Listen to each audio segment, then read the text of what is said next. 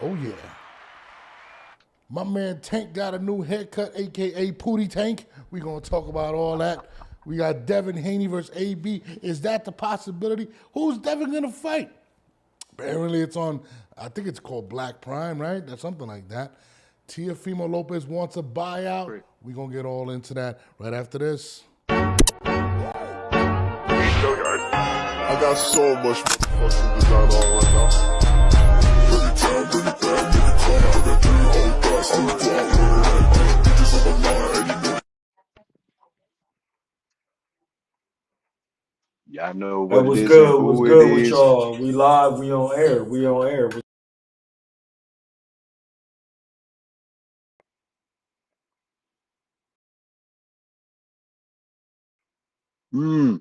Most definitely.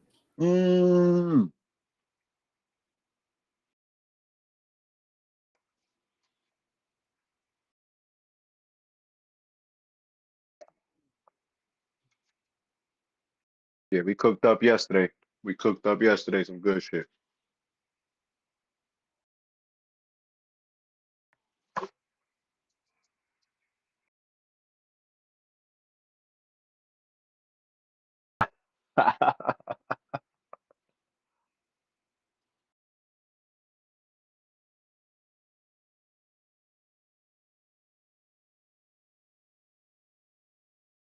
Where the hell was Tank?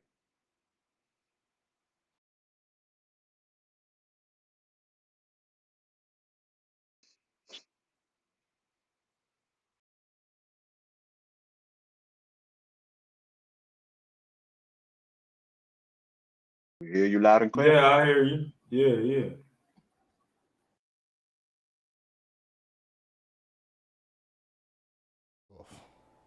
Because stupid me, hold on one second, y'all. Stupid me did not add the audio. Sorry about that, John. I'm back. So let me start this off from the beginning. Sorry, thank you, D. Grant, for pointing that out. I made a mistake. I told you there's a lot of stuff. So Tank Davis has been very, very awkward. His behavior has been very weird for the last few months. People have been saying he's unhappy with what's transpiring behind the scenes. He's flirted with retirement. He said the fight's over recently. I don't know where he was. He just tweeted it out of nowhere, and then finally shows up to camp as a new person with a new nickname. Introducing Pootie Tank. So Gervonta Davis showed up with a fresh, I want to say that's a perm. I'm not 100% sure if that's a perm or not. I'm going to let my man's Troy, is that a perm? What do we call that at this point? I like the Pootie Tank name. Pootie Tank is his new name for me. But I would like to say they took a straight comb, hot comb to that joint. That's what he looking like that. That joint crazy. I mean, Boy, dog, looking like Purple Rain. Tank, you heard? yo, bro, Man. I'm not gonna lie, bro. Tank, is he trolling? Is he taking a page out of Ryan Garcia's book? Is he saying, listen, Ryan Garcia sold a lot of pay-per-views doing the weirdest shit. My pay-per-view numbers have kind of went down since Ryan. I'm going to show up with a perm. I showed up to a press conference with a purse. I mean, there's just a lot of different things that Tank's doing that's creating a lot of attention. Do you guys think this shit is on purpose? I mean, somebody, please, tell me, what's going on with Tank? Nah, that's just the new generation of these young fighters, man. They carry purses, they dress a little different. I guess to each his own, huh? But my boys, that shit was fresh, man. That shit was slick. That hair was straight ponytail, man. Looking like Prince right now, man. Okay. In hairstyles, where would you rank that, Troy, amongst hairstyles? Do you think he's going to show up to the fight with that perm? Would that be something that he would show up with? Listen, that's not a thing. What I do you would mean? not show up to. He's gonna show up to the fight with it braided. That hair, I get that hairstyle a 3. A 3, really? I think Tank could pull it off. I thought he looked pretty good with it. Pootie Tank, he's gonna come out with the belt. You know what I'm saying? I give it a 3. 3? I mean, what do you guys give it? You gonna get a 10, man. That's I'm your with you. I'm fresh. with it. I got Tank with a 10 for that. I like it. I like it. You know what I mean? He shows up with a blouse like Prince. I think he could definitely pull it off. You know what I mean? But I don't know, man. Listen, what are we? 2 months away from the fight, March 1st, in the Barclays Center. March. I thought it was March 15th. March 15th. It was the 15th. No, March it's 1st. March 1st. March 1st. Yeah, because I just put in for my credentials. Hopefully, I get the tickets, and then I could go cover the event. I do want to interview Tank. I want to get up close and personal. I want to Where ask is it him a going to be question. at? It's in Brooklyn, Barclays Center. Yeah, I got a question that if I do get in there, he said Gervonta 3,000. That is hilarious. Gervonta 3,000. Wow. Hilarious. Listen, Hey, y'all. yo, that is funny as shit. No, listen, if I get in there and ask Tank a question, I'm gonna ask him. I gotta ask him one thing. I gotta ask him, what does a big McChicken look like? Because that's what he said I look like. He came on Twitter and he said that I look like a big McChicken. So I have to ask him that personally. What exactly does that mean? Unless you guys. When did he say that? Oh, he cursed me out online. He said I was a bitch, all types of stuff, and then he said I look like a big McChicken. So I gotta ask him exactly what that means. But shout out to Tank and his new hairdo. But on to actual news, right? Actual news. Teofimo Lopez continues with his I don't know. Beef with Top Rank. That's his beef with Top Rank. What the fuck is going on? I'm gonna actually post I'm gonna post right now what he said. Teofimo comes out and says, "What's my buyout again? Top Rank Boxing. I'm leaving this post definitely to speak my truth. My word is my bond." That are the words from Teofimo Lopez, saying pretty much he wants out. It looked like he's aligned with Canelo, and there's been other boxers that have left Top Rank. I think Floyd Mayweather. I think he left. I knew this was happening. I think Floyd left. I think he signed with Golden Boy, if I'm not mistaken. Shakur left recently. No, Floyd, when he left, he became independent, and he used to use Golden Boy as an independent contractor. Yeah, whatever. But I know he had some type of situation with Golden Boy. I know that. But Top Rank actually bought his contract. Top Rank has been losing. Yeah. Has been losing fighters these past 2 years left and right. They lost Balanga, Jose Ramirez, Arnold Barboza, Shakur Stevenson, and now Teofimo wants to join the pack too. Let's not forget Devin Haney signed a 3-fight deal and he bounced immediately as soon as it was done. Yeah. He did not re-sign with them. They offered them. Them just be independent contractors. Like they be independent with that. So they just doing 3-fight deals. They're not signing on to your promotional company to fight amongst your stable.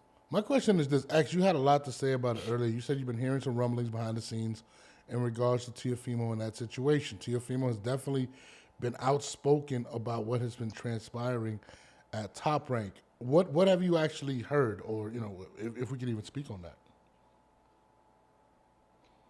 This has been going on for a while with Teofimo. Personally, since he was calling for Lomachenko. When Teofimo was on the rise, he was calling for Lomachenko. They told him go get a belt. He beat Richard Coleman, got a belt. Let's not forget that night, Terrence Crawford fought Mean Machine Kabiaskis. But the real main event at Madison Square Garden that night was Teofimo Lopez and Richard Coleman. That's what people were interested in. He beat their golden star in Lomachenko. Then he asked for Josh Taylor. He went through a few fights in order to get Josh Taylor. He beat their other golden star over there, right? And they thought Josh Taylor was going to beat the crap out of him. He's getting rid of their top guys, messing up their money. Now he can't get himself a fight at all. He's been calling for nothing but big fights. Top Rank is talking about they're making offers, but nothing is coming up out of this. And just now the Subriel Matias nose broke out. Pay-per-view. They're saying it's going to be on pay-per-view. Now Bob Arum is saying, no, this fight doesn't belong on pay-per-view. I mean, that should have never been the announcement, I guess, from day one. But at this point, what does Top Rank have to lose? They're out of the ESPN deal in July. Who gives a crap right now, if it's on pay-per-view or if it's on free ESPN, they have nothing to lose. The contract is over in July. Yeah. Again, we all prefer the fight to be on ESPN, regular, but it is what it is. Now they're saying that Matias is in negotiations to fight Elvis Rodriguez. Oh, shit. Are you serious? Mm-hmm. That's a hard fight. That's a good fight, though. That's a really good fight. I like it as well. But what just happened? Now, you know what I'm saying? What just happened? We don't know. We don't know. And now Teofimo is going to do what Teofimo does. He's going to take it to social media. He's going to put it out there. He puts Top Rank on blast all the time. He's been trying to get out of this contract throughout the year of 2024. That's why we didn't see him fight a third time. He's trying to get out of this contract. And from what I've heard, he's tried to get negotiations. He was in New York this past week talking with Madison Square Garden, talking with Top Rank, Matchroom Boxing, trying to get the unification fight with Richard Hitchens. That's another easy New York sell as well. Unification fight. And Top Rank does not want to put the money up to get that fight going in Madison Square Garden. But it's like, where the hell else do you put on that type of fight? Where the hell else do you want to see Richard Hitchens and Teofimo fight? I mean, personally, I don't care where they fight. I would just love to see the fight. But if you're looking to make money, this is a business as well. It's New York City, Madison Square Garden, but Top Rank does not want to go into that deal. So it's kind of unfortunate because the Subriel Matias fight is a New York fight as well. Too many Puerto Ricans in New York City. That makes sense, especially with Teofimo taking his dig at Puerto Rican fighters, right? I mean, Teofimo versus Richardson Hitchens. That's another one to me, right? Somebody said Puerto Rico. I could see it in Puerto Rico, but New York, I think, would make more money. Do you think that Top Rank is kind of shading him because of the Canelo connection, him going over to Reynoso and possibly signing a deal with them? Because I think that's where we're heading at this point. I mean, he can't sign anything until he's out of that deal, right? Like, well, he's asking for a buyout. He's asking for a buyout. He's asking for a buyout. That's Give him what he wants. Buyout. Give him what he wants. Any contract could be. Listen, a contract is just a debt because he owes, but he could just buy it. They could just do what any other company does. They could trade the debt, which means give it to Canelo to pick up the debt and do what they would. I already knew this was gonna happen because when he signed with Canelo, Canelo got his own thing. So of course Canelo will be looking for a star like Teo. He got the athletic everything and all. He got Reynoso, man. I already knew they was gonna be done and they was gonna be getting out of there with Top Rank. I was just waiting on it. Teo's like just in a whole mess of everything that's going around. Teo's been messy right now. I mean, his dad is kind of falling back. Went to Reynoso, try to get him back on the right track. Then we got the racial comments. I swear to God, every time I post something with Teofimo Lopez, I hear the racial thing all the time. He can't, he can't do nothing. Shout out to Chevy. She said, let him go and sign somebody else. I don't know what she's referring to. There you go. Yeah, Let him go. But it's a business. You're not giving him the big fights he wants, and then you're not gonna give him the release neither. All he does is put you guys on blast all the time. All he does is he's beefing with the entire boxing world and his promoters. Like, come on now. No, listen, I'm with you, but this is the thing. It's a money game now. At the end of the day, if I'm gonna let you go, I've already invested X amount of money in you, Teofimo. So if we're gonna have a buyout, we're gonna have a buyout. Listen, it's happened. Bob Arum has bought contracts. He bought the deal for Floyd Mayweather from when he was signed to what's the guy in Texas, Jay Prince Jr. He bought him out. So I mean, this is nothing new to Top Rank. So I mean, I don't know. I don't know if they want to be spiteful. I think they should do just a clean break. How many fights does he have left, or is this his last fight under Top Rank? Don't know. That we don't know. But let's not forget that Top Rank sat up Mikey Garcia for almost 2 years when he wanted out of his contract, and they would not release him, and they would not accept a buyout. And Mikey Garcia sat up for 2 years until the contract was completely over. Yeah. Then he went over to PBC and did a few things real quick, you know. But we missed out on 2 years of Mikey Garcia Yeah. sitting out beefing with Top Rank. This is nothing new at Top Rank. Like Troy said, Floyd brought himself out. Mikey Garcia went into disputes with them. Oscar De La Hoya left them. Manny Pacquiao left them. I mean, they build great stars. Yes, they do. But eventually, everybody leaves. Yeah. Crawford just got up out of there. Shakur was beefing with them for a while. Balanga brought his contract out of there. You know, and look what Balanga ended up doing. All right. Yeah. He ended up getting the bag that he was looking for. He ended up getting the bag that he was looking for. Keith Conley at Matchroom Boxing got him the Canelo fight, whether he deserved it or he didn't. Yeah. He got it in 2 years. What? That was 2 years ago he left Top Rank? Yeah. Come on now. Shakur Stevenson signs with Matchroom. He's on his way to Riyadh season to get himself a big fight there with Floyd Schofield, a big paycheck, right? Yeah. Richard Arnold Barboza was the mandatory for like 3 years now to face Teofimo, to face Josh Taylor. Josh Taylor was the WBO champ when Arnold Barboza was the mandatory. They never gave him that fight. Teofimo was the champion. They never gave him that fight. He bounced. He's that golden boy. He's fighting 2 or 3 times a year. He's about to go and have another. He still hasn't gotten his title shot, but he's staying busy and getting paid. And he's about to have a good fight against Jack Catterall. Yeah, I mean, it's unfortunate because we just want to see the fights, and Teofimo just seems to have bad luck at this point, man. You know, but that's the thing that's bugging me out. Didn't they have an offer to Devin? Then they said, then that fell apart. The Subriel Matias, I don't understand why that will fall. That's a fight I actually want to see. I mean, when was the last time Teofimo fought? Who was his last opponent? I forgot. Steve Claggett back in July. That was in July of this past year. I was down there in Florida for that. Yeah. And what happened when he fought Claggett? Oh, who the hell is this guy Dale's fighting? Dale doesn't fight anybody good.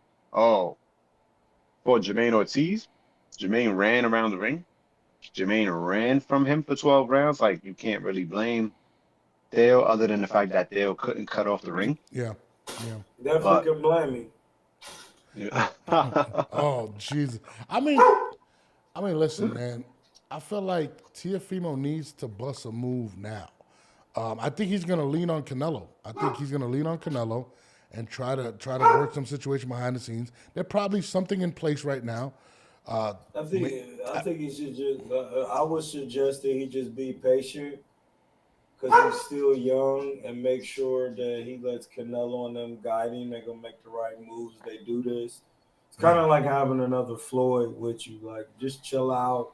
They're gonna get you the right fights. You getting good training, and like you said, things are falling apart.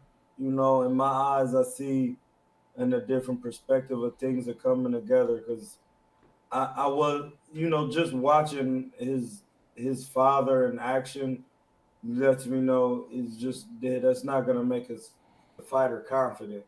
Yeah. Having Reynoso and them in the corner, an experienced group of guys who know what they're doing, and having Canelo with the capital just makes a lot of sense. So if he just is patient and waits his turn, everybody gets their own time and their own season. So you just got to be patient, you know, patience. No, I mean, listen, I feel where you're coming from. But I feel like Teofimo, he's looking for the big fights. And it's unfortunate because a lot of other guys aren't doing what Teofimo's doing. They're dancing around and not trying to take the big fights. And Teo wants all the smoke, and it's just like, dude, like, why are you punishing the one guy that wants to fight everybody? Like, let me tell you why. Because it's just like what you just said. He looking for the big fight. No, the big fight is with Teo. You understand what I'm saying? Yeah. Teo is his own biggest opponent, huh? Yeah, like that's the big fight is, and this is what I'm saying. He got to be patient, get his skills up, and keep fighting. And when he's in position, someone's gonna want to make a big fight with him. That's not how it's gonna work with Teo. He's a star. He has to be in position. he's gonna have to be the guy to offer the big fight, and that's why he's with Canelo. You know, that's what I'm saying right now. He can't get a fight because he has to be the person to offer the fight because he's the actual star. As far as the skill set, athleticism, and boxing and knockouts and all of that, once he has the proper training, he's gonna be the guy. So you're not gonna be able to make no fights with nobody. Oh, but you ask around the sport and people are gonna say he doesn't sell. He ain't no superstar. He's never been on pay-per-view. He moves around like he's this, that, and the third. But They were guess saying what? that about Bud too. He was with Top Rank. That's a Top Mm-hmm. Rank thing. Mm-hmm. So we gotta just skip past that. But Theo is more accomplished than the others, the so-called four kings, out of the so-called new generation of four kings. He has beaten the better competition. He is arguably, he calls himself two division undisputed, right? That's how he be throwing shade at Crawford, like, hey, I really beat the two undisputed champions in two divisions back to back. He's entertaining, right? They'll fights. He gives you the knockouts as well. Like, what is it? Why isn't this guy getting paid? Why isn't this guy on a bigger Well, the platform? promotional companies are supposed to be paying you, like the promotional companies. Listen, when I was boxing, this is what the guy said. One of my advisors, he said, managers manage, coaches coach, fighters fight, and promoters Promoters promote. promote. That's just it. Them the rules of big bro. What do I say off of that? That's what has to go on. It's not up to me as the fighter to promote. It's up to the promoter. Yeah. If that's the case, then why are you here? That was the thing when I was boxing. They used to be like a manager. Hey, bud, I'm already out promoting myself. So evidently I don't need you guys. You guys are not doing anything. So I'm gonna have to pay for my own fights because I'm not about to sell tickets so you can give bread when you're not even promoting me. Yeah. Shout out to my guy Hassan Campbell. What up, brother? I mean, listen, man. Like, boxing is just such a weird sport, bro. Like, there's so many good storylines to be made, and like, I feel like, for whatever reason, these fights aren't happening, and that's what kills me. Like, I'm just like, come on, bro. Like, I want to see Gervonta and Teo. I want to see Teo and Devin. That is my number one fight in boxing. Which one is that? If I can make a fight in boxing right now, I mean, for the past 3 years, it's that one. It's Gervonta and Tank. It's Gervonta. Excuse me, Theo and Tank. 100%. I want to see that fight too. And listen, every time I say that, people think I'm bugging, and I tell people all the time, Tank is a great talent. Teofimo is a great talent and his asset. He's the only one that can match athletically. He's the only person, in my opinion, that can match athletically with Tank. You know what I mean? Like, that's the fight I want to see. I'm tired of Reynoso. He can beat Tank with Reynoso. Jamar says, it's the same story that's plagued boxing since the beginning of time. It's the promoters. It is, but it's also the fighters. I mean, these fighters sidestep a lot of stuff, man, and it's unfortunate, bro. Listen, people say all the shit that they say about Don King, but let's not forget, man, he is the fucking best promoter ever. Yeah, he robbed. Yeah, he did grimy shit and all that, but guess what? Don gave you the fights, and he gave you the fights when the fights were hot to make. He didn't wait 30 years to make a fight. He gave you the fights, and he stacked cards. Shit, bro. Say what they want to say. One thing you can't deny is that Don King did not put on the fights in the prime time. You know what I'm saying? When fighters were in their prime and they were unified champions, all of that shit. My man D. Grant says, do you think Turkey can successfully galvanize the sport? Guys, there's a call-up. I posted a call-in number if you guys want to call in, and we can vibe out. Do you think it galvanized? I think. Listen, Top Rank is looking to sell already. He already bought Ring Magazine. I think he's gonna eventually get everybody under one umbrella, probably within the next 3 to 4 years. So I think Top Rank is gonna be out of the game soon. To be honest, I heard rumors about that. I heard rumors about Top Rank looking to sell. I heard that the same guy, people that brought WWE, the forgot Yeah, I know what you're talking about. TLK, some shit. That company is the same company that's looking to buy Top Rank. And this was like a year ago or earlier last year that I heard those rumors. And they said there's no truth to it. Dana White was also put in that mix, right? Yeah. They was like, oh, Dana's involved in the buying of this as well. Dana said, no, it's not true, but Dana White is one guy that when you put his name in false news, he'll curse you out. You know what I'm saying? Who the fuck, boo, boo, boo, he'll go crazy on you and violate. He didn't violate the rumor spreader about this. He just said no comment. I'll tell you this right now. I definitely think everybody has a price tag. But what's going to happen is this. Who's the 5 major promotional companies? Let's name them. Top Rank. Okay. Golden Boy. Okay. PBC. Okay. Matchroom. Okay. Queensberry Promotion. Okay. So you got the 5 right there, okay? What's going to happen is this. If they're all going to get bought out, they're either going to get brought out collectively at one shot, right? I'm going to tell you why. Collectively, where they all still have some involvement in it, similar to what I guess when Dana White sold the company and whatnot. But they'll still be the face. They'll still be the promoters. Yeah, they don't want to get the shorter deal. They don't want Top Rank's not going to sell unless they know they're getting around the same amount of Golden Boy. So they're not going to try and sell themselves short. I think it's going to be a situation to where Turkey's going to have to sit them all in and offer them a deal simultaneously and try to get it all on board. Something that'll still have their involvement. But some companies are worth more than others also. Because Matchroom is worth the most. They're like worth 800 mil. PBC, I think, is number 2. Top Rank is number 3, and Golden Boy is number 4. I don't know how much Queensberry is worth, but I know Eddie and Matchroom are the most value. I'll tell you this: as a promotion. I think that's going to play a major part in it, though. Even though that's what they're saying on paper, that's what they're worth, but I don't think they're going to sell until. It's like free agency in the NFL or the NBA, right? If LeBron got 101 million, right? Even though Kevin Durant's not better than LeBron, let's just say, he wants 102.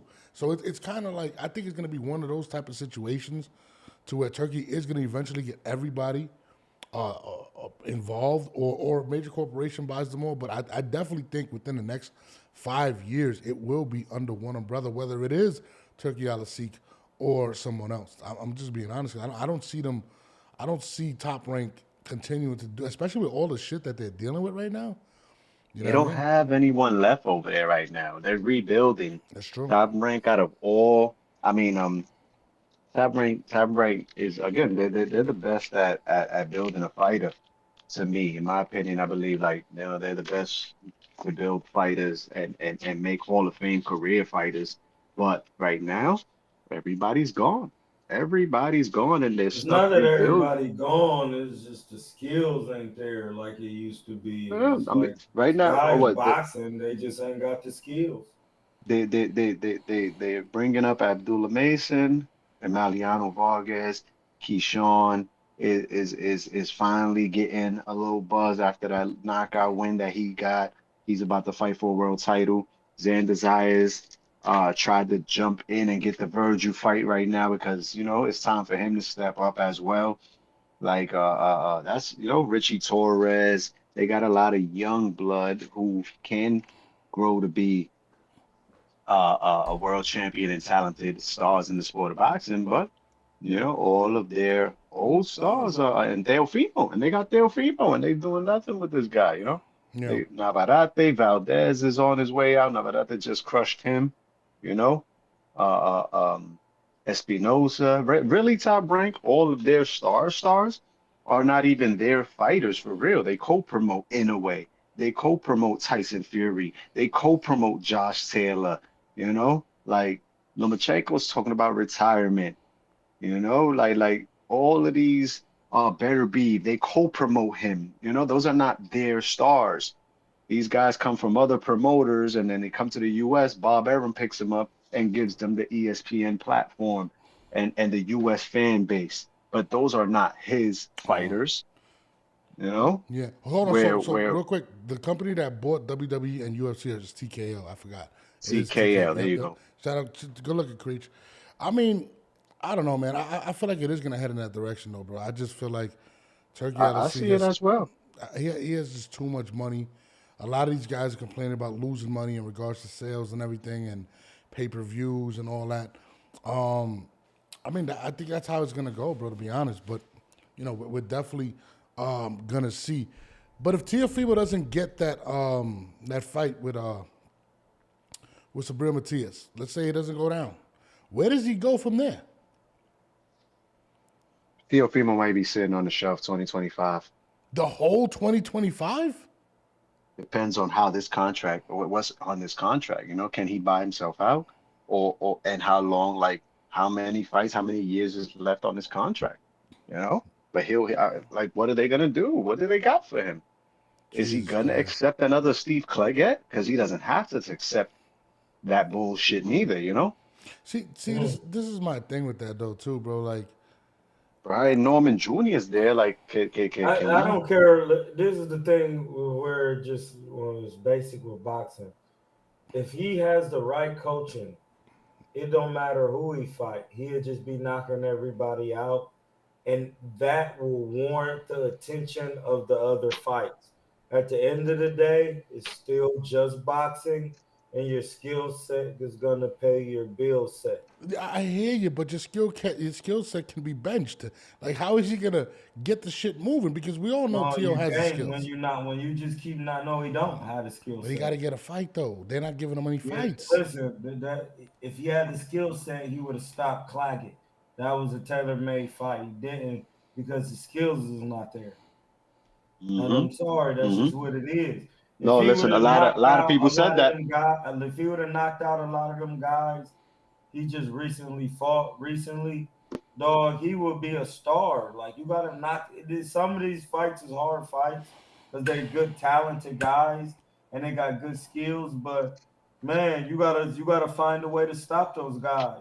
Make some people are saying that his power hasn't transitioned at one point. His power is his skills. It's not his powers, it's his skills. Skills is how you land shots, and he's more than strong enough. He hurt Josh Taylor a couple of times in the fight. He could have stopped Josh Taylor. He could have fucking stopped. Saying. That's skills when you don't have what you think you got. And it's just he got a lot of athleticism. He needs Eddie Reynoso in them to set his skill set. I hear you, but we're not going to see any of that until he fixes what he's going on. And this is another thing. His approach, going to social media, never solves anything, especially when your voice isn't loud enough to shake the room. You're making these things, you're making these statements, you're coming at top rank, they're seeing that you're atting them. I don't think that's the best approach for him. If you're going to buy them out, he should have went behind closed doors and said, hey, listen, let's make this happen. I don't get it. That's not today's era, the norms. That's not today's they get down today. They take everything immediately to the social media world. I mean, social media is public, so that's why they're doing it corporately. Ryan does the same. Yeah, but when Ryan Tank does the same. Yeah, but again, Tank and Ryan, when they post something, they shut shit down. T.O. is not like that. Listen, Tank just posted his new haircut, and people are going crazy. Like it's not even the reach is different. True, you know what I'm saying? Well, hold on. What do Tank be doing that T.O. don't be doing? Knocking people out. I get what you're saying. Simple. Listen, what I'm saying is right now, T.O. doesn't have that type of reach. He needs to just figure out and get out of that contract however he can, whether he can lean on Canelo. Canelo is a powerful man in the industry with a lot of bank and a lot of say-so. People are trying to book him. Chevy's laughing at us. I don't know what she's laughing at, but she's laughing at us. But I told her to call up. I don't know why she didn't call up, but I don't know, man. I just want to see the kid fight again. But let's move forward. Let's move forward to somebody else that we haven't seen in the ring in a while, and that's my guy, Devin Haney, right? So earlier today, this burner account, I forgot his name. It's the fake Michael Benson account, right? He posts the black. Yo, he's good. He's good. He be putting up fake news and 100%. People be jumping on it. He's caught me before, but I knew that it was a fake account. But the fight that he suggested, I thought was brilliant. We were talking about this last night. Yeah, we were talking about that last night. 100%. I think this is a great fight. Devin, the Dream Haney versus Adrien Broner. If not Broner, okay? If not Broner, I say Rolly Romero. You know what I'm saying? Listen, the last time we seen Adrien Broner, he got his tooth knocked out by Blair the Flair. And then I seen him in a bowling alley and people were laughing at him when he had like a face full of gray hairs. I think it's the perfect fight for Devin to get some type of draw. And if I'm not mistaken, didn't Adrien already? No, he fought in Don King's last card. But Adrien and Devin were beefing last year also, remember? Yeah. Matter of fact, he said if Ryan before the Ryan fight, he said if Ryan doesn't show up, I'll take his place. That's what he said. Mm-hmm. He said he'll take his place. Chevy says she's at work. Next time she's off, I'm coming to talk your stuff. I told you, you're more than welcome to be invited. Now, we have the number one Adrien Broner fan in the building. My man. I'm just a fan of boxing. Troy, I mean, listen, Devin Haney versus Adrien Broner. I don't know if it's in talks. You know what I'm saying? But, I mean, I think it's the perfect comeback fight for Devin Haney. I think Devin Haney beats him clearly 12 rounds. But I know you have a different take on this situation. What do you think about AB making his from comeback? Ohio, too. She represents Adrien. Cincinnati. What do you think about Adrien Broner and Devin Haney? It depends on who's training Adrien Broner. But at the same time, Devin Haney don't be having no real trainer. So it's who can take power shots. You gotta land him. You gotta let his hands go, though. No? I know you have a big difference. The thing. Yeah. Fundamentally, That's always been the thing with AB. Yeah. They don't have good fundamentals. I think it's a good fight because, A, Devin can't punch, right? I think that's one of the biggest reasons Adrien has not let his hands go because he's fought some guys that can punch. You know what I'm saying? He just doesn't want to get hit. Devin is not going to pose that problem. I don't believe so. I don't think Devin can actually hurt Adrien Broner. I think if he wins, we're talking about 12 rounds. Mm-hmm. But I think this is the actual fight that's going to happen. Somebody told me, shout out to my guy Lowe. My guy Lowe said he'd like to see Josue Vargas fight him. Who's that? Low nose boxer? My boy Low nose boxer. Against Devin Haney? Huh? Against Devin Haney? Yeah, he said Josue Vargas. He said something That's about. That's a good fight for Devin Haney. Huh? That's a good fight for Devin Haney. Bro, I haven't seen Josue Vargas since I think Ryo knocked him. Was it Ryo that knocked him out? No, Dakota Linga. Whatever. Somebody knocked him out cold. I forgot what it was. Dakota Linga. It happens in boxing. Somebody said Chris Colbert. Chris Colbert's been on a shitty streak too. But I think Chris Colbert's. I think Chris Colbert's a threat though to Devin. Nah, Chris Colbert can make it.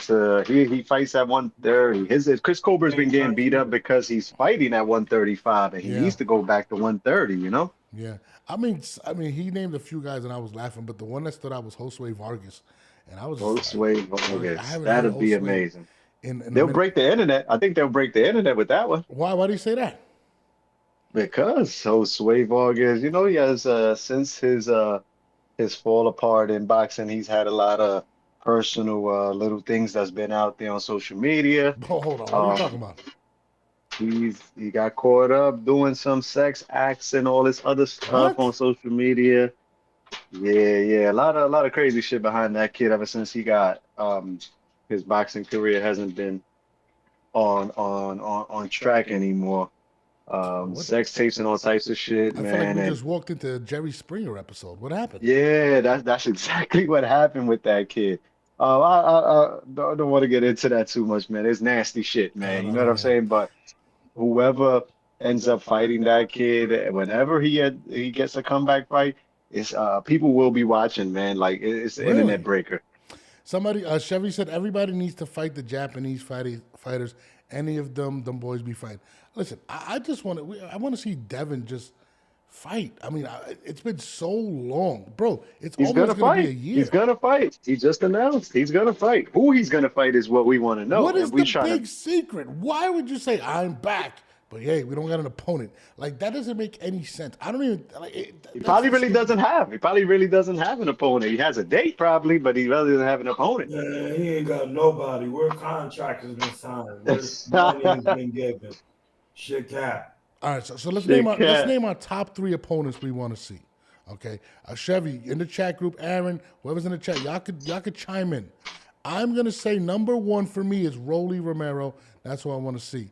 Number 2 for me, Adrien Broner. I think Devin Haney should fight. If he's not gonna fight, of course I want to see a Ryan rematch. But if he doesn't, number 3. Jesus, number 3 is tough. You named all 3 right there, bro. That is number 1 is the rematch. Number 2 is Rolly Romero. Number 3, Adrien Broner. Those 3 make perfect sense and they make good money. I mean, I need to see that Ryan work. Need to see that Ryan work. Real talk. I do, but it's funny. He's starting to lay the foundation down for that. You seen he just registered for VADA training. Teofimo just VADA testing, and then Teofimo shot at him for that. He said, "Yeah, you could get VADA testing," and we all know that Victor Conte can manipulate it. So I mean, he's setting the foundation for the rematch right now. He's baiting. The Conte is what Punch Drug calls him, the Pablo Escobar of PEDs. You heard? Yeah. Punch Drug calls him the Pablo Escobar of PEDs. He said you invented this shit, and you know how to manipulate that shit. But when I said it, I was crazy for saying it, but it's okay. A lot of fighters are down with Snack though. Crazy. Yeah, there is a lot of fighters down with Snack. It's not just Devin. Yeah. You got Bubu Andrade who's with Snack. Caleb Plant is with Snack. Andre Ward was with Snack his entire career. Bud Crawford is with Snack. Like Andre Ward wasn't with Snack. I could tell you that for sure. He wasn't with Snack?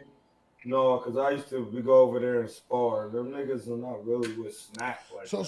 So this is the weird thing about the Victor Conte situation, right? In baseball, Pete Rose was banned from baseball for cheating for his entire career, right? Well, he wasn't cheating. He was gambling. He was gambling. Whatever, but gambling.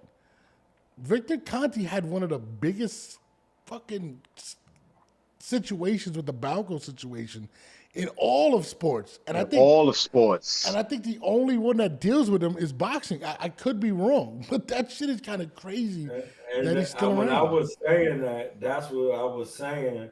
Yeah. When the whole Devin Haney shit and the PED shit, I'm like, bro, how is Victor Conte not a culprit in anything when we only know him from cheating? But niggas was like, well, no, he couldn't have tampered with anything. And I'm like, that shit cat. I don't know, man. He's a cheater. And you got this guy too, who was his man's Memo Heredia. That was Conte's man. He the one that threw Conte under the bus, and he still works with fighters today as well. Remember, he turned Marquez back into a 20-year-old young man. From what I recall, crazy bars. You know what I'm saying? From what I recall, you only go through puberty once in your lifetime, bro. Jesus Christ. Marquez turned back into, he went back in time, bro, and he finally got that knockout on Pacquiao. You know what I'm saying? Like, he did knock him out cold. I ain't gonna lie. I mean, listen, man, this Devin fight, he has to listen. You can't make a half-assed announcement, Devin. You can't say I'm back March 5th and not say anything else. Okay, I'm confused. We're all confused. Nobody cared about the date. We want to know who you're fighting. Am I wrong with that? Am I off? I mean, there's no date. He just said March. He just said March. He said March 5th. And there's no opponent. There's no opponent. Yeah, there's no date. Listen to what we're saying on here. We have a date without an opponent. No, first you get an opponent. Then you and the opponent pick a date. That's crazy. Okay, so let me ask you, what is the chances that Teofimo Lopez doesn't get to fight Matias but ends up fighting Devin? I don't think it happens on Black Prime though. That's look. Both hands with my fingers crossed. You hear me? Teal's Both not gonna hands. fight on My Black fingers Prime though, crossed. bro. I mean, he has to deal with top rank. That's not happening. It's just not happening because Black Prime not about to pay top rank at 20%. So that's not happening. And then Devin Haney not about to take the chance of getting stopped by Teofimo brutally, even more brutally than Ryan, especially now that fight is tailor-made for what Eddie Reynoso coaches. A guy moving backwards and boxing. He doesn't have any power for real. And then Teofimo can work on coming forward and stopping it. Man, what? I just want to see the goddamn fight. I'm tired of the BS, man. Like, get in the goddamn ring already, bro. I don't We're care. not I don't gonna care. see I don't care who Theo, Devin fights at this point. and we're not gonna see Devin against anybody big. We're not gonna see Theo in March, and we're not gonna see Devin in no super fight. But I think we might see Devin more than we'll see Teofimo in March. Like for real. Everybody's throwing out March dates. You know, Balanga says I'm back in March. Theo and Matias are saying they're gonna fight in March. Devin Haney's now jumping in the mix in March. Javante Davis is fighting March 1st. At least we know that's set in stone, huh? Yeah, I mean, I'm not excited for that fight at all, to be honest with you. And Then that lets me know what's going on. They riding the coattails of Javante. Nobody's scrapping. There you go. That could be the other one right there. You know? Oh, Javante's fighting in March. We all want to fight in March. That way, there should be no excuse on timing, right? I guess everybody wants to fight in the month of March now. Because Tank is fighting then, and then they could hopefully get a fight with him sometime later in the year. There will be no everybody, you know? I think Tank already I'm just knows hoping, Troy. I'm just hoping. I'm just being hopeful over here, man. You can hope all you want. You know what I mean? But I think we're gonna see Keyshawn Davis against Tank at the end of the year. I think that's. I want to see that though. I want to see that. Yeah, I think. I want to see that. I want to see that. I don't mind it. He's gonna get stopped too, so it's good. I want Yeah. to see it. Well, at least listen, guys. At least we have Riyadh season next month. We got. I mean, there's a good fight coming up on the. There's like I want to 3 fights see this month. B-Ball and Better BF again. That's what I want to see. That's on the Riyadh card. They have that, the Schofield fight. You know, that's a good ass card. Then before that, I think Benavidez fights February 1st. Right. Benavidez, Morel. I'll be in Vegas. I'll be in Vegas for that one. Oh, you pulling up? I might go, bro. I might go. Let's go. Get your ass. Them flights is cheap. I caught a cheap. That's the only reason I'm going. I was looking at flights and I found the round trip for fucking $250, bro. Wait, when does that start? February 1st. Yeah. February 1st. I could not fucking pass up on that. I was Pitbull's like, what, on the the weekend? card. It's a good card. It's a pretty good card. Bolton and Figueroa Part 2. Mm-hmm. That's on the card. Pitbull's on the card. And what was it? Jesus Ramos? There's some good fights in January, too. January, we got Inoue comes back on the 24th. Inoue and Sam Goodman. That was rescheduled. And the 25th, you got Diego Pacheco against my boy So Cold, Steve Nelson. Hold on a second. When is the Benavidez fight? Andy Cruz is on that card. February 1st. And February 2nd is Clarissa Shields fight. February 2nd, Clarissa Shields fights in Michigan out there in her hometown. Yep. In Flint, she fights Danielle Perkins, right? Then we got, what else we got? We got, I think. Then we got February 14th, Valentine's Day, Keyshawn against Barichek, top-ranked boxer here in New York City. Okay. We also got the fight that I'm looking forward to, Greg Hackett versus Brian Norman Sr., February 15th. I'm in the building for that. That's going down in ATL? Yeah, it's going down in ATL. ATL, February 15th. Gangster. Fighting. There's a female fight on there. Who else fights, man? There's March 1st is that one. We got. There's a nice little lineup that's cooking up. February 22nd is Riyadh season. Better be if Riyadh season in them, yes. What else we got? My boys Boxing Insider. They got some boxing on the zone coming up February 20th as well. Here, local fight in New York City. Yeah. March is the month that everybody, like, that's the one right there. You got Tank on the 1st, supposedly we were gonna get Teofimo and Matias. Balanga's supposed to be coming back against someone in Puerto Rico. Like Devin Haney is coming back. You know what I'm saying? Devin. Troy can't wait for that one, man. You know what I'm saying? Excited. Man, I just want to see somebody get some work, bro. When I get some Word work. up. So hold on, we got Berlanga coming back with no opponent. Break We it have down Devin for Haney coming back with no opponent. With no opponent. Oh my God. Uh-huh. We got Teofimo and Matias not happening. Not It's happening. not happening, right? Like, Jesus. you know, How you and coming back with no opponent? What are you coming back to? The future? no, Eddie Hearn says he has 3 dates for the month of March. He says March 8th, March 15th, and March 22nd. No announcement on any fights though. So I'm guessing the 22nd is Balanga's date. Well, Because that's what I've been hearing from his team. People from his camp told me he's not fighting Gabe Rosado. They say he's not fighting Gabe. Yeah, I keep hearing that as well. I'm hearing this dude, the dude that fought Caleb Plant, the white boy. If he fights, I'm not Trevor gonna lie. McCumbry. I'm not gonna. That's a I good don't fight. believe he's gonna fight McCumbry. I hope good he fight. fights McCumbry. Honestly, that's the fight right there. That's a good fight. That is a really good fight. I'm not gonna lie, bro. I'm not gonna lie. But I think McCumbry is very dangerous though, too. Like Dude can punch, bro. Dude is strong, like physically strong. Yeah. He was flinging Caleb Plant. He hit Caleb Plant on the arm and sent him flying across the ring, bro. Listen, I'll tell you this right now. If Berlanga could beat McCumbry, I give him a lot of credit. I think McCumbry's a pretty good fighter. Solid. That's very strong. I believe that's the fight. I believe that's the fight to make. I think McCumbry is too big a risk. Then Gabe Rosado? Yeah, because they were talking about him fighting. Rosado ain't got no power. Gabe Rosado been campaigning for this fight for like 3 years now, bro. I don't Like see Gabe. I'm not gonna lie. I like him as an announcer. I don't want to see him fight right now. Chevy said she'd love that fight. What fight would you love, Chev? With the McCumbry fight? Because that's the one I want to see. I really want to see Caleb though. I want to see Caleb, but I know he's not gonna fight Caleb Plant now. That's gonna be not now. That's gonna be maybe they could do that in the. I mean that fight is already sold if it ever gets made. Hold on, Low. Call up, Low. My man Low. You know Low. He told me he's a big Josue Vargas fan. He told me that.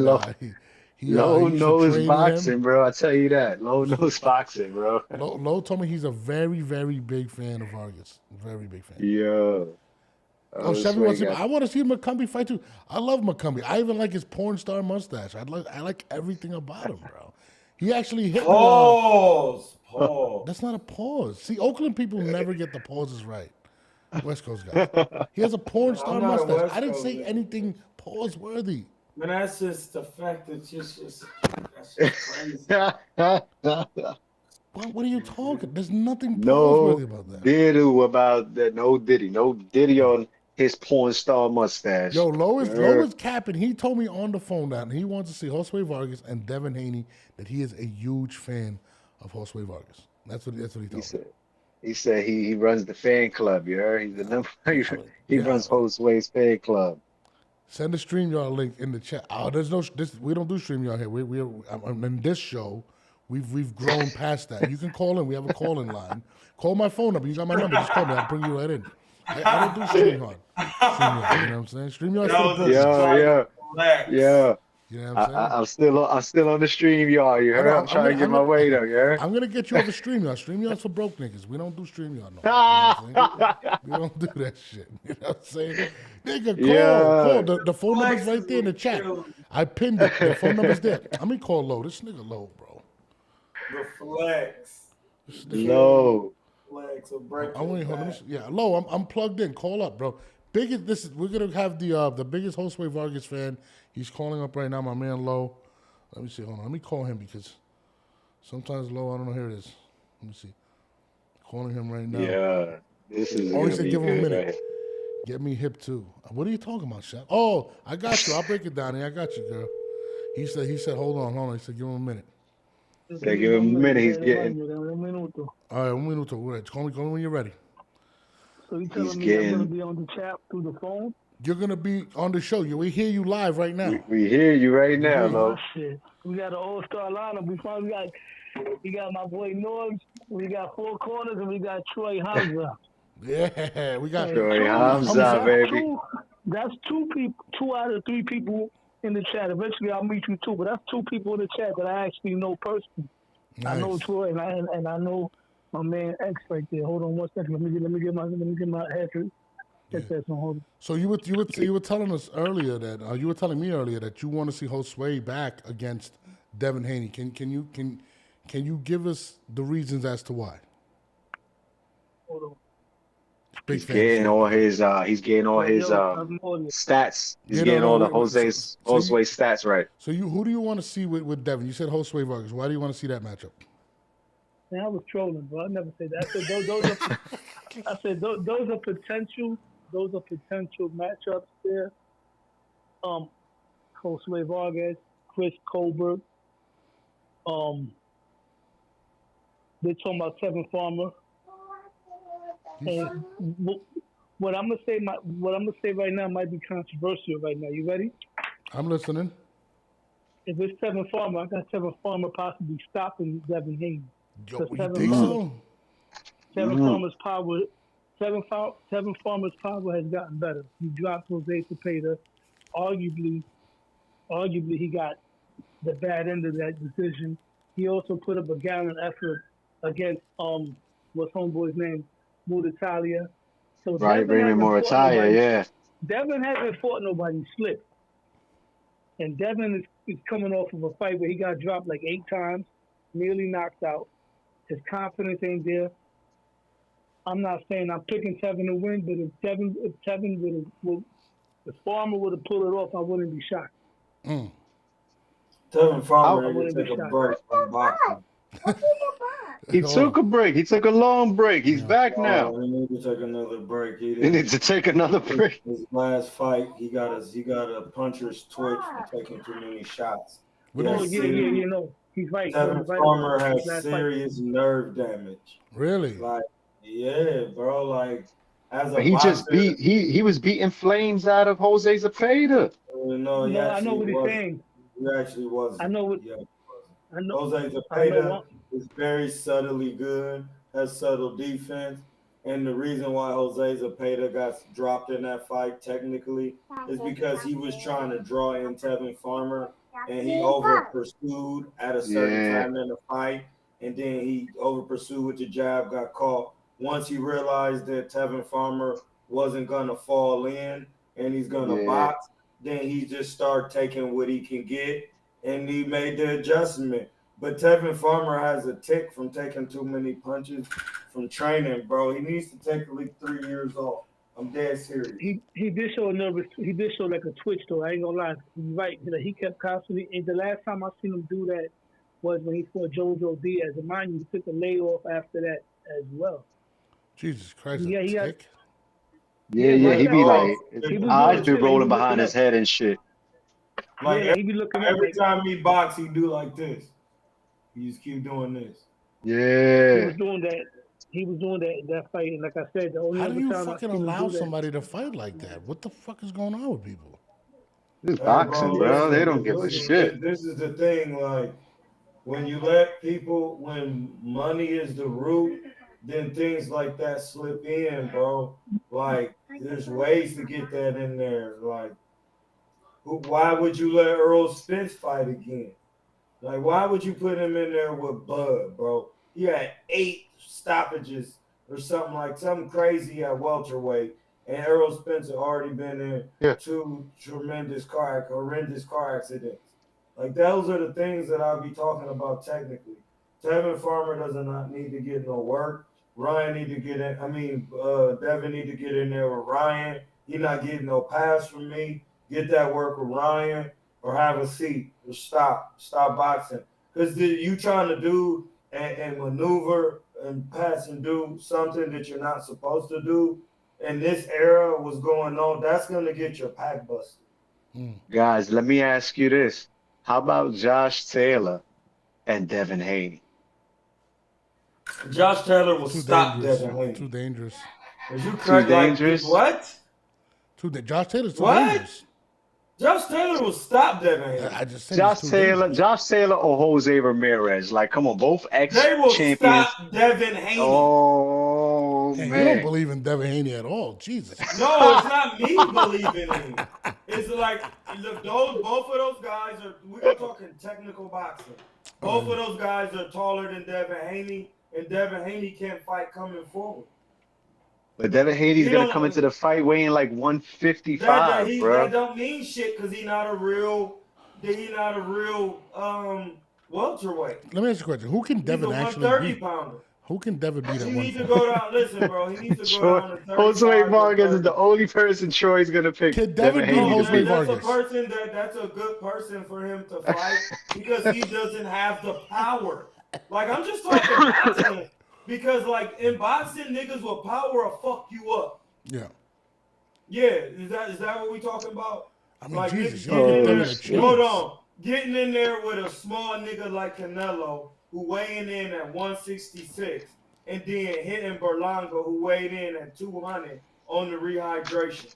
Still knocking him down, damn near, like, come on, bro. So then you take Devin Haney and you throw him in there with anybody who got power.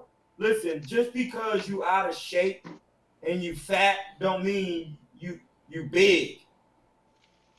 That's not how boxing works professionally. I know what shape you in after 4 weeks of training. Right. After you've been training for 4 weeks, that's when I'm gonna know where your walk around weight is gonna be different. That's not his walk. Devin Haney is a 130 pounder. Have you looked at his body and his frame? His frame does not look like a welterweight frame. Nah. Ryan said, I'll fight Rayo. I'll fight Dale. I'll fight all of them at 140. Me and Devin got to fight at a catch weight because he rehydrates too much, bro. And that's what listen. Well, why didn't it do nothing against Ryan? He got his shit. That's why he missed the 3 pounds. But that's the thing. The Ryan didn't even rehydrate that much. Anybody know when Ryan was stepping Devin weighed more than Ryan after the rehydration when they fought. I said, when the hell is Rayo going to step back in the ring?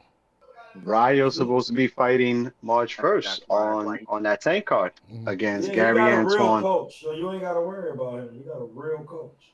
He got Robert Garcia now in his corner.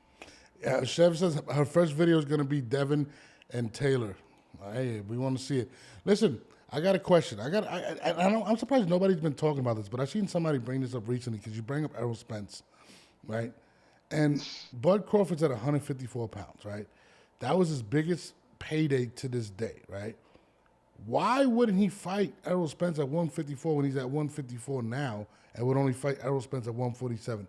Does anybody have an answer to me? Because I'm confused as hell. Errol Spence is not fighting Bud at no 154. He's not fighting Bud ever again. Errol Spence is not fighting ever again. No commission is going to clear Errol Spence for a fight. He has too much brain and trauma. Like, we're talking real boxing. Look, y'all might not know this, but when you box, you got to take your medicals. You got to pass all your medical exams before you actually get to perform. So that you got to go take a professional MRI, a professional MRN, an EKG, a brain scan, so at least 3 physicals by doctors where they test your balance. Because it's not what people think. He's not. And then they do eye checks. You got to go check the eye through an ophthalmologist. They looking into your retina, into the back of your eye. Yeah. Seeing I've done that because I had a torn retina. So like, no, they're not going to no commission. The highest commissions in boxing, which is New York. New York is very strict with brain trauma, Pritchard Coleman. Nevada or California is ever going to clear him to fight. But he's gonna get cleared. He's gonna get cleared in Texas at home. They'll clear him. It's gonna happen, bro. I'm just. If that would have happened, he would have already fought. Yeah, that shit is just fucking. He's been out the ring for 500 days, bro. Come get that him and Fondura have been in negotiations since March of 2024. He didn't want to fight, cuz. So you think Errol Spence is gonna retire then? Done, blood. Listen, bro. Like, what he going? Who he going? Listen, the moment he takes another shot, his face is going to remember the last time he did the same shit I said when he came from the car accident. Soon as somebody hit his face, his body is going to go into the mode where it's protecting itself. It's going to have extreme swelling. It's over. This is not fake boxing. Yo, it's over. Bro, you got a very good point because that's what happened with Margarito after Pacquiao broke his eye, right? As soon as he got back in there with Cotto, the same shit happened to him. Same thing that happened with Kell Brook when Triple G broke his eye. The same thing happened to him when he fought Earl. And it just happened to Ugas. It just happened to Ugas. Again? Yeah. No, Spence broke his face and he took a year off, came back against Barrios, and Barrios was just drugging him all over the floor, bro. Barrios dropped him like 3 times in that fight. He couldn't take no punches. He couldn't even take a jab from Barrios. Ugas don't even have any defense either. So it's just like, not for nothing, bro. As much as people praise this dude as a trainer, I feel he's a little overrated as a trainer because his guy's been losing it. What's the Cuban dude's name? The Ugas. Ismael Salas. Ismael Salas. Yeah, he's a track record. No, he's a good coach. Ismael Salas is a good coach because he maintained Jorge Linares' career. As soon as Jorge Linares left him, he wasn't the same. He literally wasn't the same. He never was the same again. Ismael Salas needs a certain type of fighter. He's like a trainer like Customato. And you really got to be willing to get into the program. Ismael Salas I've seen him train. He teaches good defense, range. People just don't be into boxing for real. It takes a special type of fighter to get in there and be able to do some of those things and execute. And he getting some shitty niggas. You're right. You gotta listen because when you got guys like Eddie Reynoso, for instance, right, did a great job with Canelo. Oscar Valdez, all right, with that one knockout that he had over the Mexican boy, I forgot his name. That was good. But then after that, Burchett. I'm like, I don't see anything similar to what Canelo does. So a lot of people criticize if Tio is gonna learn anything, but I tell people Tio is not Oscar Valdez. He's a more gifted person that's a faster learner, and we actually see him actually working with Reynoso. We've never seen Oscar Valdez in clips doing anything. Nah. Oscar Valdez is that dude, bro. Like his only losses are to Navarrete and Shakur Stevenson. Yeah, like, he's not that guy. He's not that guy. No, he's not that guy, but he's a beast. No, he's a dog. You gotta kill him. You gotta kill him to beat him. Listen, bro, that's not boxing. Boxing is hit and not get hit. So that mentality regardless if he's getting hit or not getting hit, he picks up the win. He gets hit, he gets his jaw broken. He's staying in that ring. No, he's staying in that ring. Who has he beat that was worth beating? He hasn't beaten one of the best fights. He hasn't won them. They busted the best one he won was Burchett. Burchett was who had no defense. But he was supposed to kill Valdez in that fight. No, he was not. Nobody picked Valdez. I was in a house full of 13 fight fans, and I was the only one picking Valdez to win that night. That's niggas who don't know boxing. Burchell was one-dimensional. I know that. We know that. Yeah, we know that. That's what matters. We know that. But the fight fans was not picking him. Everybody said he's gonna get killed. I'm like, yo, dogs, he's fucking him up, bro. By knockout. Pacquiao was gonna beat Floyd, and just because all the Filipinos went and put money on Pacquiao, that means he's gonna win. No, that doesn't mean anything. Yeah, no, that literally was the thing. When Pacquiao and Floyd fought, if you would have put any money on Floyd, you would have won because so many Filipinos put money on Pacquiao. It changed the betting odds in Vegas, bro. And that's my point. I don't matter what people is saying or how many people think. The reality of the situation itself is Burchett was a walking target to be put to bed. And after that knockout, he wasn't the same neither. Yeah, because he never had no defense. So what is we talking about? Taking punches? He almost got his ass killed in there. It takes a special fighter to get their pack busted and then come back and bounce back.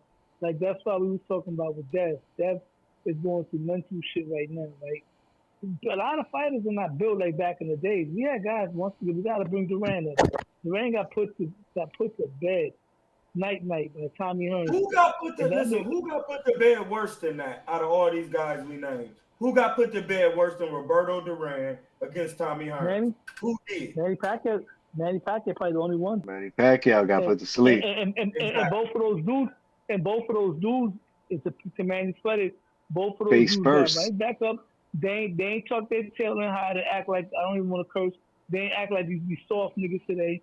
And they got right back in there and they bounced right back and accomplished more. Became world champions again. Yeah. Different level. Pacquiao went back up there and beat Thurman. Duran went back up there and beat freaking what's his name? Iran Barker. So these dudes is built different back then.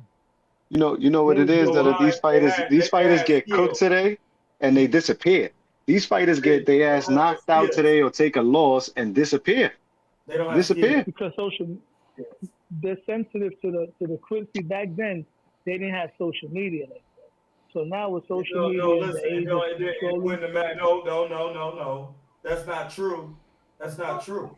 Sugar Ray Leonard was famous because all his amateur fights were on TV. That's a fact. It's in a documentary.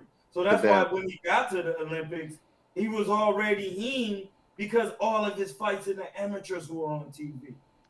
So it's like saying that that's not a thing. So win or lose, it's on you, and that's the thing. No, you're right because Pacquiao did suffer the social media. So he got knocked out. He was all over. Listen, they made a meme. He's still a meme to this day. They made a meme. He kept like working, nothing. bro. Like nothing. He didn't get on no suicide mission. He wasn't complaining. He got right back. He didn't take nobody to court. Got himself right back in there. Man, y'all trying to violate my man, son. He came. Yo, right bro, back he taking ninjas to court, bro. He taking ninjas to court, bro. Listen to this. Pacquiao went right back up in there and whipped out Brandon Rios. He whipped out Chris Algieri, Tim Bradley, and then got up in there with Floyd. He lost to Floyd, and then lost to the Australian dude, and then came back, stopped Lucas Matisse, beat Broner, and then beat fucking Keith Thurman. That's gangster, right? That's a real fight. And he was going to beat the flames out of Errol Spence too, bro. He was gonna bust Errol Spence ass. People like, yo, you bugging. I'm like, yo, bro. Errol Spence is tailor made. He don't move his head. He was gonna sit there and fight with Pacquiao. And if you sit there and fight with Pacquiao, you're gonna lose. Oh, but Ugas, look what Ugas did to him. He wasn't training for Ugas. He wasn't training. He got for y'all. Just crazy. Tell me. Everybody be talking crazy about AB, but he lost to Adrien Broner December 13th. Who did? Adrien Broner lost to Marcos Maidana because he fought him after Pacquiao. He lost to Marcos Maidana in December. And then after that, on his box rec, it says he fought, after Marcos Maidana, he fought Carlos Molina, Emmanuel Taylor, John Molina Jr., Sean Porter, Khabib, Ashley Theopane, Mikey Garcia, Jesse Vargas, Manny Pacquiao, Bill Hitches, and then Blair Cobbs. Like, so when people talk about Devin Haney, he has to do a lot because Adrien Broner took the beating of his life. And I'm looking at this box like, well, I thought AB fought everybody, not for nothing, man. AB got it shaking, bro. Like after Marcos Maidana, he still was getting work. Like he still got mad work. I thought he was done for real. I thought that came later on in his career. He put Sean Porter on his ass when he did let his hands go. He threw one punch the whole fight. He landed one. That was like in the 12th round. And that was the punch that he'll be remembered for. That's putting the Sean only Porter punch on he his threw ass. the whole fight. Like, but then he threw. Listen, after he fought Marcos Maidana, he threw a lot of punches against Emmanuel Taylor. That was a good fight. He was kind of losing that fight. He was kind of losing that fight. And then he dropped Emmanuel Taylor in the 12th round. On BoxRec, this is why I had to look it up to make sure. Because on BoxRec, it says he fought Paulie Malignaggi. Yeah, I was there June for that fight. 13th. I was there for that. Yeah. And Paulie Malignaggi was 32-4. And then after that, he fought Marcos Maidana. And people feel Paulie beat him too. I thought Paulie beat him too. I didn't think Paulie beat him. And then after that, he fought Carlos Molina, Manuel Taylor, John Molina Jr. He loves Adrien Broner. No, he just didn't win, bro. Paulie Malignaggi, you can't win. The way he fights, you're not gonna beat Adrien Broner. He's not. He just ain't got no pop, man. Yeah, like that doesn't fucking work, bro. Paulie Malignaggi is not beating nobody like that. The punches that Adrien Broner land are more accurate and flashy. We just talking boxing. Like, that's why. And then, look, he beat Emmanuel Taylor. He lost against Sean Porter. He beat Adrien Broner. He lost to Mikey Garcia in a hard fight. Hold on. Low got a question. So let me ask you a question, man. Who wins fantasy matchup, Marcos Maidana or Jerron Ennis? Maidana or Jerron Ennis? Oh, shit. Yeah. Oh, Jerron shit. Ennis now. Marcos Maidana stops Jerron Ennis. Oh, wow. He hates Jerron. You hate Boots. No, I don't. It's not, bro. You hate Boots, nigga. I don't want to hear that shit. Good, bro. He's just not good. If that's the case, I was talking like this about Triple G. Nobody said I hated him. Well, they did used to say I hated Triple G's. I was never on the hype train of Triple G, bro.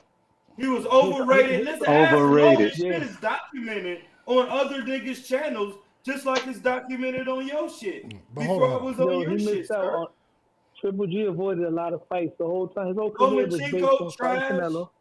Lomachenko trash. Loma's nice, bro. Listen.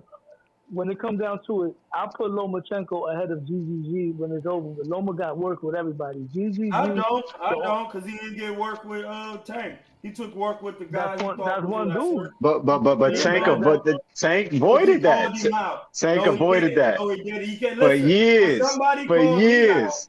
No, because now where's the when Floyd threatened Tank to put him in the ring, yes he did. He was like, "Oh, we talking with Bob Arum.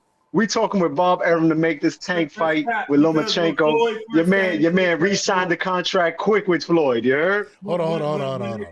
When they first got with Lomachenko's the truth, bro. No, he's not. Because if he was the truth, when Tank finally called him out, he'd get some work with him. I knew he wasn't the truth. Because he really didn't want to fight Teo. He didn't want to get in there with Teo. And when he got in there, he ran the whole fucking fight. Okay, that's not the truth. I got another one for Troy. Does AB beat Lomachenko? Different weight class, man. I have 135. No. My name is at 135. 135. 135. He'll stop him, bro. Who stop who? He'll stop him, bro. Like, Lomachenko not big enough for that. You think he'll stop Lomachenko? Yeah, he's not big enough for 140. He couldn't barely do anything with Devin Haney. Devin Haney is not a puncher.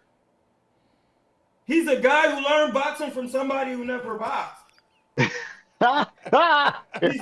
not a puncher. So, and if you in there going tooth and nail with him, the moment you put a guy in there who's a professional and you show him how to do things the right way, and you get in there with a fight, you're going to fuck him up. This is real boxing. Hold on, my man EA Lop said Tank avoided Loma for 6 years. That's what he said. Yeah. What? So what was about when he was just wanted to fight him just now? So now Loma ain't got to fight him now. Now that Loma actually got a belt. But how about the 6 years? No, that's fine. But now what about now? We're in the present now. Now, you know why y'all don't want to see it? Because I want to see it. I want to see it. I was hoping that was it. I was ready to book my flight. Because Loma, listen, bro, I would have knew he would have wanted to work if he would have fought Teo a certain way. He didn't fight him a certain way. He not in there. He don't want to be in there with nobody who punches. If he would have, listen, if a lot of people be saying that Loma would have let his hands go, he would have won. If Loma would have let his hands go early against Teo, he would have gotten knocked out. Because every time he was even trying to move, Teo was meeting him with something. Or that one thing about Loma, he don't fight on the back foot good. He fights good off coming forward, taking angles, doing side steps. He's not like a Camacho. Camacho could move off the back foot. Canal, those type of guys can do that. Even Shakur. Loma don't do that. When he fought Teo, every time he tried to punch, Teo was countering him. He would have gotten knocked out. And him and Tank would have been the same type of fight, but Tank would have stopped him though, because Tank is a better puncher than Theo. Tank would have better stopped him finisher. back then, bro. Like, niggas And be trying You to think make Tank would have stopped He know Loma how to back cut the then? ring off. Yeah, bro, Yeah. because power is power. And as you can't And he knows how to cut the ring Loma off. don't move his head. What defense he got? Every fight, listen, it's not me saying it. Listen, you don't have to watch the whole fight. You go to Loma's fight, go to the end of his fight, and look at his face. Your face can't even be close to like that fighting Tank. If your face even close to bruised up, that means you got knocked out. You got a 93% knockout ratio at anybody at 135. So that never went away. He always been at that weight. I got a question. Seen Loma take no punches from nobody. I got a question. What is your problem with Boots Ennis? Because you just said that you said not in the that last good. 2 shows, you said AB would beat him now.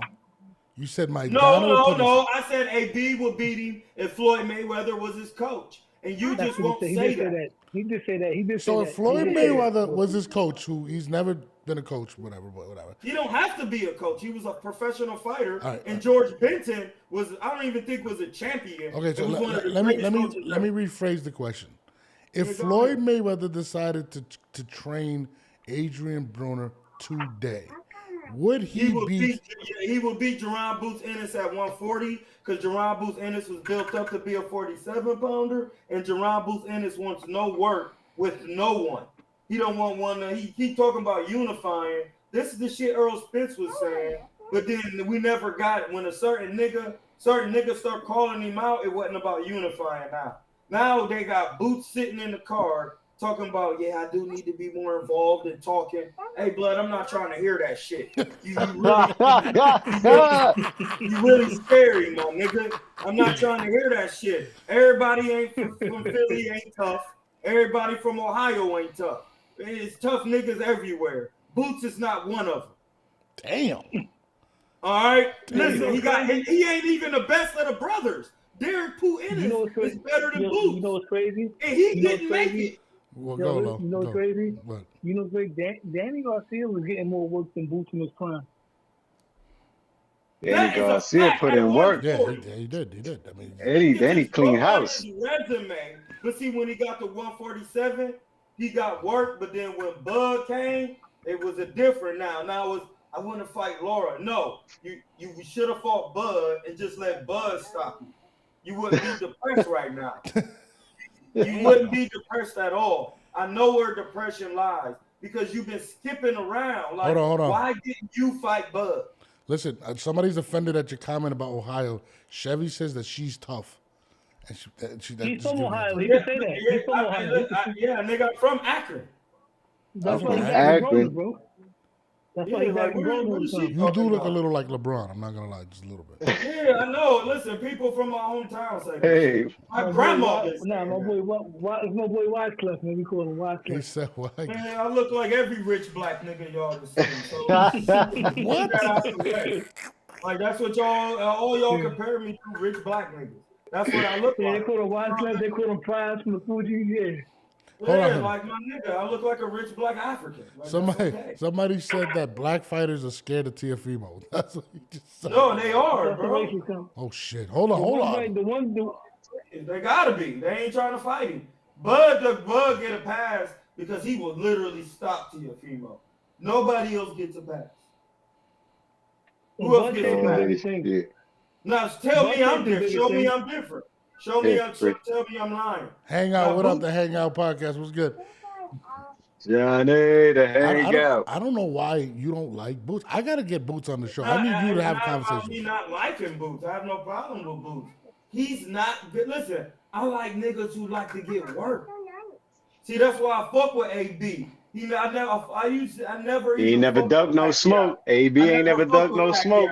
But you know what made me fuck with Pacquiao? Let me tell y'all right now. I thought Pacquiao was gonna get brutally beaten by Keith Thurman. A lot of people did. Yeah, a lot of people said that one.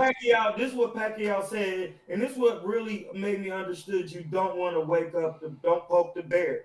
Keith Thurman kept disrespecting me, and he kept saying, you know what, I'm just going to train and do it on behalf of the Lord, and I'm just being serious with y'all. And when he said, every comment, it was about, no, he kind of disrespecting me. And the way Pacquiao was articulating it, I could tell he was offended. Say he was going to crucify him. Say he was going to crucify him like the Lord. And when he got in there, he got his ass cooked. Yeah. I like that. He was calling them little dinosaur arms. He said, what are you going to do with those little dinosaur T-Rex arms? And listen, and then this how I knew it was crazy when Adrien Broner seen the man gambling the night before and was like, bro, what are you doing? Yeah.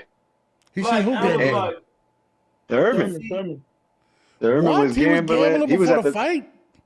Bro, the night before. He was at the table till like 2 in the morning. This is why I respect AB. Because AB at least train hard. He might not win, but he be in the gym. AB called out PBC on that. AB was like, y'all talk mad shit about me and that I do this and that I party like that. But your man is about to have the biggest fight, right? And he's at the gambling tables at 2 in the morning and nobody said nothing. Nobody went and told him nothing. Know that. And he was like, that boy got cooked. I lost the Pacquiao too. And I ain't get smoked like that. And that's the thing. Everybody thought AB was going to get smoked, but if you watch the tape round for round, it's very hard to hit AB because he has power and he has speed. So Pacquiao just wasn't coming in like he do on everybody else because AB was throwing right hands. AB know how to tie you up, bro. He's a great wrestler. He'll tie you up. He'll tie you up immediately. It's just if you watch the fight, you'll see that when you come in, a fast right hand, and you could feel the power. AB has power to carry. He dropped Sean Porter, and only 3 fighters dropped Sean Porter. Take it to the room. Go. Errol Spence, who's supposed to be a huge welterweight, and then Bud Crawford, who stopped everybody, and AB. He has the power. Nah, AB got the power. AB could crack, bro. He just don't let the hands go. It's the skill set. Mikey Garcia. When he lost to Mikey Garcia, I was tight because every time he would lay his 1-2 on Mikey, you could see that he'll shake him up, bro. Like he'll move him. Bro, I'm like, yo, bro, let the hands go. Don't have good AB stopped DeMarco more. He stopped Antonio DeMarco more impressively than what's the nigga's name that died? The Edwin Valero did. Yeah, that's that little weight. Them little weights. Like that AB was big for them little weights. He's a 140 pounder. Like he's a short, stocky guy. Like he built like Teofimo. Like actually, remember he was punching Ashley Teofimo around the ring? Ashley Teofimo was running from AB, bro. Broner is really strong, bro. I'm from Ohio. I know I've been to Philly and boxed with them niggas. They think they be boxing fundamentally. They don't. I'm here to tell you. I watched Floyd. I watched James Toney. I watched all of those guys the majority of my days. They think they doing what them niggas doing, and they not doing that. I was watching James Toney versus Roy Jones yesterday, man. I was watching that shit yesterday. James Toney was that dude, man. Roy Jones. That was a very skillful fight as well, though. Roy Jones won it, but that was a good fight. James Toney was that dude. The shell by throwing the right hand and skipping to the right, so that way you over the back of the shell, and then you could just kick you with the hook. You throw the right hand and step to the right. Then the guy who in the shell, you're gonna be on his backside right here. Yeah, Roy was angling him. Yeah, because he was throwing the right hand, stepping to the right. At the end of the day, that's all boxing boils down to. Adrien Broner is begging for Floyd to teach him that. Teach him how to really get the shell down pat so that he know once he gets that down pat, even at 35, he'll be better. I train guys older than Adrien Broner right now. Didn't even have the talent and the athleticism as Adrien Broner. And once I show them little things, they're able to capitalize in professional boxing easily. Just by controlling people with the jab. He doesn't have that skill set. I'm sorry. He doesn't. I don't know what your problem is. I was going to get you a Boots t-shirt.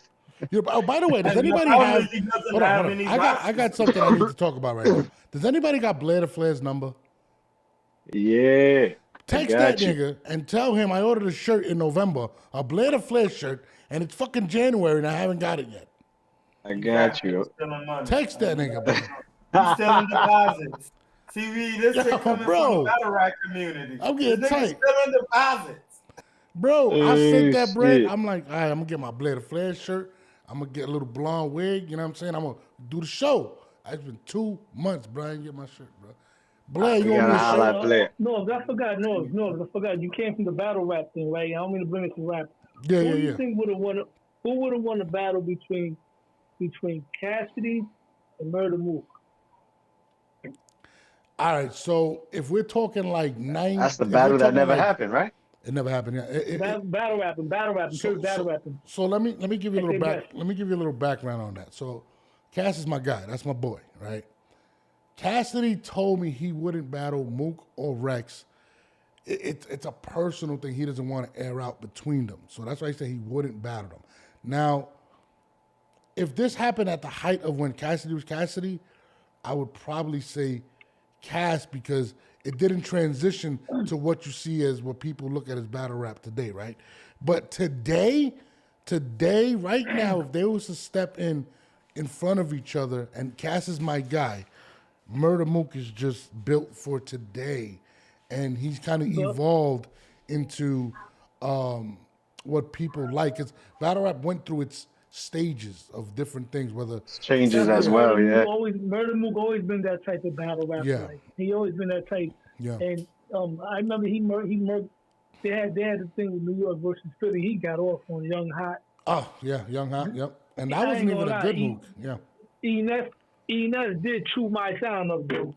Yeah, my Enes son. did Yep. chew up. Enes got but my thing is this, and I'm not even gonna be biased with Cassidy. Low nose battle rap. Oh shit. Low nose. I'm a rap historian. Let me tell you right now. Yeah. For me, Murder Mook is more battle tested than Cassidy as far as what we know. Well, The only battle I know from Cassidy coming up that I seen when I was younger was the Freeway. the freeway, yeah. I mean, The the freeway's Freeway- not a battle. That's what I'm saying. Freeway is a better overall artist, though. But Hands you down. got to also remember too, when Cass was coming up, they had this thing in Philly where they would battle every week or every day of the week over the radio. I'm sure Cassidy went through that. No, but he just literally wasn't- beat he wasn't everyone. on camera. No, but I'm saying he beat see- everyone for like years. That's kind of crazy. But what I'm saying is, like, I Well, don't see those the are documentary. facts. Like, That nigga, I don't see like, the history of it. Like, Yeah, like you don't need I to don't see it. footage Niggas of him- will tell you. yeah. Like, I you know, know, hold like, on. This is the fact, though. When he was about to battle Freeway, niggas act like they didn't know who he was. But when niggas actually seen who he was, nobody wanted work with Cousin. Not nobody. Yeah. So it's just like, and that's why I said Mook and Rex, they not battling them because everybody, evidently Cassidy has, what he be saying is real. Like, Yeah, but right now, today, Cassidy Mook would beat him now because Mook Yeah. is in. and Rex. I Yeah, just absolutely. seen him. I just seen Mook and Arsenal. It was a bye. I didn't watch it. I couldn't tell you. But I mean, it's just a different game now. It's like I tell people all the time, Eminem were to battle today, it would be a hard transition because it's not what he faced when he was coming up in the rap Olympics and things like that. So, you know, it's a different ball game. People look for different things. So The dog would have tore everybody up, baby. who, X, DMX, X is the best, baby. rapper. X with its No, we had battle rap. We had a nigga like that in battle rap. His name was Briz Ralston. So Briz is my guy. That's my guy. Briz. You want to hear something funny? So today, I should have uploaded, but I didn't want to. Clarissa Shields came up in a battle today. Shotgun Suge was battling Easy to Block Captain, right? I just seen a clip. I didn't see the whole thing. And it was today. So I got the clip. I was going to upload it, but I was like, why would I even talk about it? But whatever. So Shotgun Suge is rapping at Easy to Block Captain, who is, I guess, Remy's boyfriend now, right? Mm-hmm. And he says something to Remy, and then he says, he said, Papoose is now with a bitch that could fuck you up. And I'm not going to lie. That shit was hilarious. So I want to see if Clarissa Shields actually posts that. I'm not going to lie. I want to see that. But, I mean, I don't know. Remy and, I don't know. But that she did come up. Boxing and battle rap are very similar. I'll tell you that right now. It is very, very similar in regards to how these guys respond to social media, how they cap There's a lot of different things, man, but there's a lot of similarities. I kid you not. Yeah, it's true because it's just like battle dancing, battle rap, battle dancing, boxing. It's all about, as far as showmanship, getting the crowd. That's why battle rap nowadays is more about the oohs and the ahs than the actual bars. You know what I mean? Like you got the dude from New York, I forgot his name. And they say he beat Cassidy. Forgot his name. Troy, because I remember you used to always talk about that on your platform all the time. The dude that I forgot his name. Good. New York dude that battled Cassidy. Goods is nice too. Good. There you go, good. Reality. I didn't think Goods beat him, but no, but they gave him the nod. But I watched your live, and I remember what you were saying. What you were saying was right in terms of bars. Cassidy had better bars, but in terms of the oohs and the ahs and what he, you know what I mean? This guy won it. You know what it is though too with Cassidy? Cassidy's kind of a villain. So like it's kind of similar to boxing to where if you're a villain, it's harder to get a reaction, right? So they're gonna judge you different. When you're the hero, everything you say is gonna win. And Goods when he was Goods was battling somebody that everybody wants to see Cassidy lose. Cassidy, and it's crazy because Cassidy's a humble cat. If you chill with him, whatever. But when he gets in front of that camera, he talks greasy, bro. Yeah, he does. Very confident about his ability. Like, nah, son, you gotta remember, like, it's like boxing, bro. You winning all the time. You battling niggas. Nobody can see you. Your bars is crazy. Like, he really been on tracks with the best. Who was nasty? You know who was nasty? And I don't care what anybody says. He got a lot of his style from Cassidy in a way, but with a more rugged, like a combination of Cassidy and Beanie Siegel. Nigga AR had. Damn, AR's in jail, so I haven't seen that nigga forever. During the DVD era, like those are the dudes I was checking for. Meek Mill, Joey Jihad. Jesus Christ. Back then even Mano, I like the Mano back during the DVD era. Certain rappers, you know what I mean? Yeah. Somebody said, wrote. Let me ask you a question. Let's get back to boxing real quick. Somebody just wrote Tank is that nigga for sure, but he hasn't proved it yet.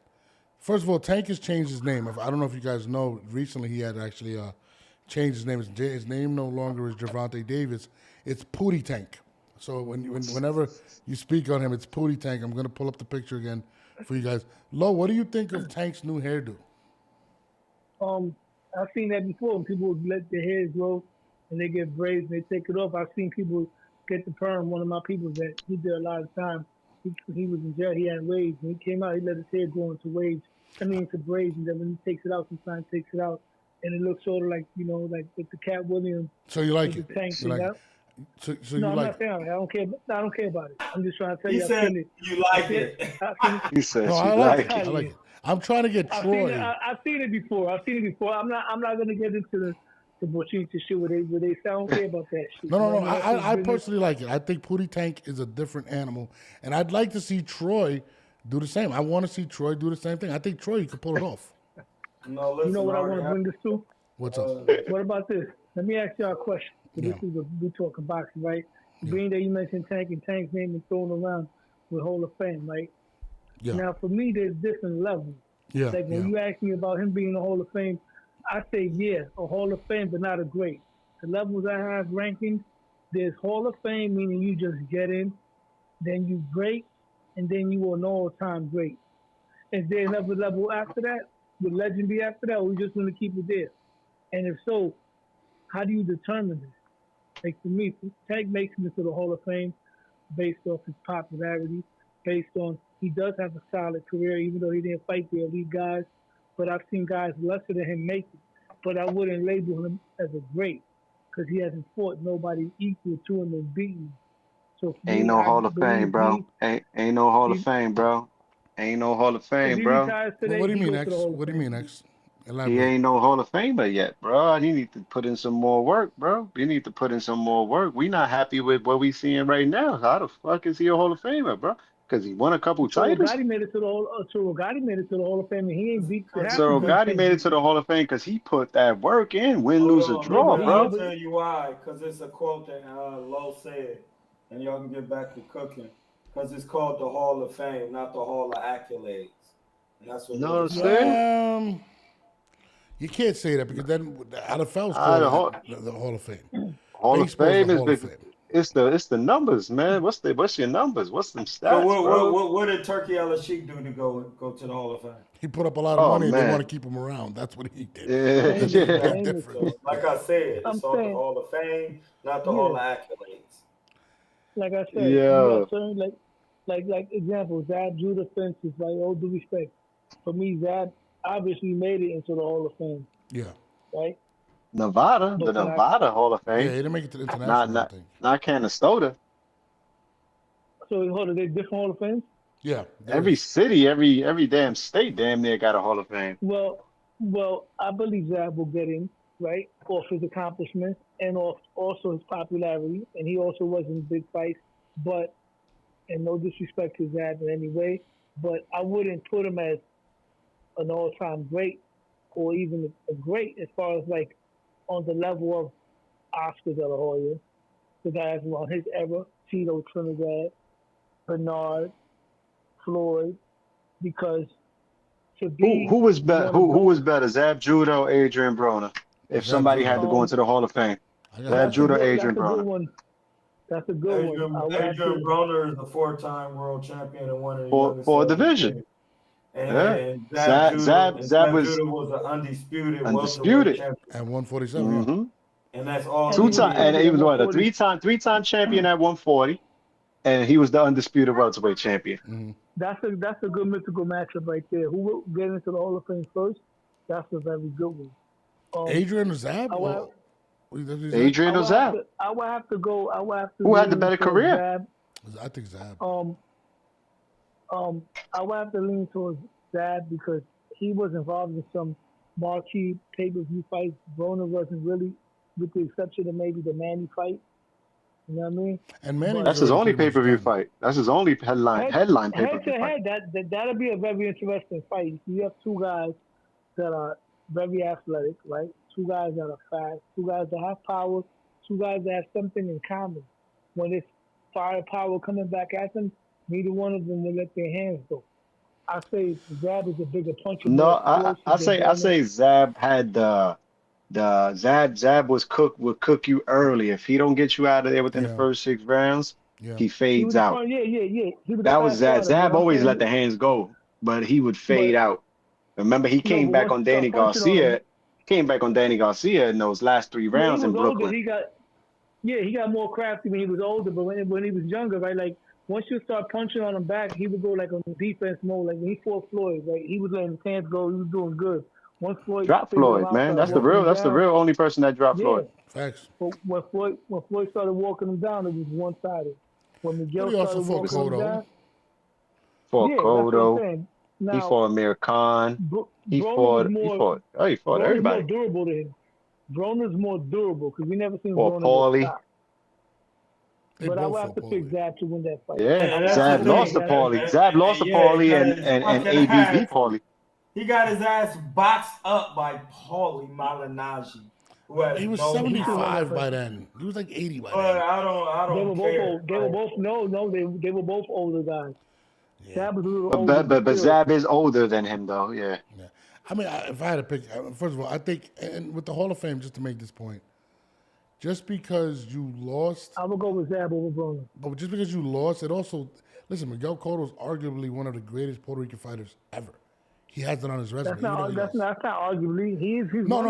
He's not the greatest. Nobody calls him the greatest Puerto Rican ever, but for me, he's in there. He's in that list. 100%. He's not arguably. Top 10. He's top 10. He's top 10 in PR.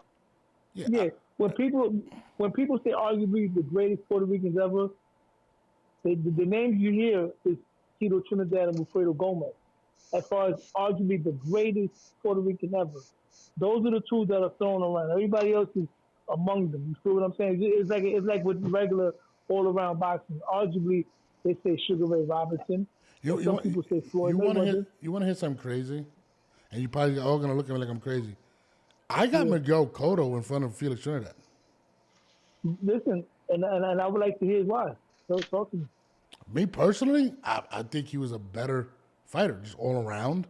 I feel like he fought better competition. That's did just he me beat personally. better competition? How did he beat better competition? He didn't. No. Cotto Let's break this down arguably right now. lost This all is his good big talk. fights. He beat Margarito. I thought that's a good fight. Margarito, all due respect. Mosley, Margarito was really Sergio broken up. Martinez, and That was a good Margarito one. are Cotto's biggest and best victories. Mosley, Martinez, and Margarito. What's Tito's biggest victories? All right. Tito beat Pernell Whitaker. Tito beat Fernando Vargas. Tito beat David Reed. Tito beat Uber Carr. Tito beat Yuri Boy Campus. Tito beat Oscar De La Hoya. He didn't beat Oscar. Here's the difference. He didn't beat Oscar De La Hoya, but he beat Oscar De La Hoya. You know what I'm saying? He beat. Here's the difference. He beat William Jobby. He fought Mayweather, Mosley, Canelo. I mean, he lost those fights though. Tito only lost to Hopkins, Winky, and Roy Jones Jr. And he didn't. Here's the difference, bro. And I'm gonna just body bag everybody with this right here. Oh, she trying to body when bag. When it comes, I'm a Puerto Rican connoisseur when it comes to boxing. I even have to. Troy's my bro. I even had to Birkin bag him one time because we were talking about Belanga. And I said that, and I was saying that somebody said that Belanga is top 10, and Troy was like, top 10 could where? be one day. No, hear me out. So I told him, I said, no, he's not. He's not top 10 in Bushwick. To be in the top 10 Puerto Rican list, you got to be at least a Hall of Fame, at least minimum Hall of Fame status. No, you have to great be. And you have to be. So with that being said, here's the difference. What Cotto has over Tito is this. Cotto is the only Puerto Rican to win 4 divisions. I give him that, right? That's all he has, really. However, when it comes to wins, right, I'm going to break it down to you like this. Cotto beat Shane Mosley. Cotto don't got no unified titles. Cotto don't got unifications. Tito got two division unifications. I'm going to break it down to you. The difference right here where it's at. Cotto beat Sugar Shane, right? That was a good win. Shane was past his prime, but based off the fact that Shane went on to beat Margarito, you still got to give him credit. Cotto beat Zab, okay. He beat Sergio Martinez as an underdog. That was a good win. But we all know that Sergio Martinez was coming off of a layoff. He beat he beat some guys. Now when you look at Tito, he beat Fernando Vargas undefeated, coming off of beating Winky Wright, coming off of beating Ike Corte, coming off of beating Yuri Boy Campus. Tito beat Yuri Boy Campus when the man was 56-0, right? He beat Obakar back to back. He took beat a lot of O's. Whatever you want to say about it, he took a lot of O's. He beat dudes in their prime. He beat 3 Olympic golds. He beat 3 Olympic. Camacho still went on to stop Sugar Ray though after that. Sugar Ray was 68. Sugar Ray. It don't matter though. The point is, Tito beat dudes. That wasn't supposed to be a fight, bro. Come on, bro. That was like my grandparents fighting. Camacho and Sugar Ray wasn't supposed to be a fight, bro. Dudes in their prime more than Cotto did. And Cotto lost his prime fights. Tito has the most title defenses any welterweight champion. There we go, body bag. He got like 14. Who fought more Hall of Famers? 15. Tito. Who beat more Hall of Famers? Let's forget about 4, because that's who beat more Hall of Famers. Let's break that down. Here we go. What Hall of Famers did Tito beat? I mean, Oscar. We all know Oscar. Sweet Pea. Oscar. Pernell was not in his prime. Camacho was 88. Pernell was just fucking coming off the De La Hoya loss, and he was the #1 pound for pound fighter when De La Hoya beat him, and De La Hoya didn't beat Pernell. Troy. Leave Boots alone. Leave Boots alone. I know you're gonna say that. I don't want to hear you say another nigga was over 50. You keep coming with this. He's 77 and he 88. I hear you. So I'm just saying, I don't want to keep hearing. Every time I look up from my joint, yeah, he fought him when he was 88. He fought him when he was 78. Hey, bud, chill out. I'm just saying. The fight that Tito never got. He also fought Fernando Vargas and Reed. First of all, Reed showed up to the ring like this, bro. He had one eye when he fought. Nah.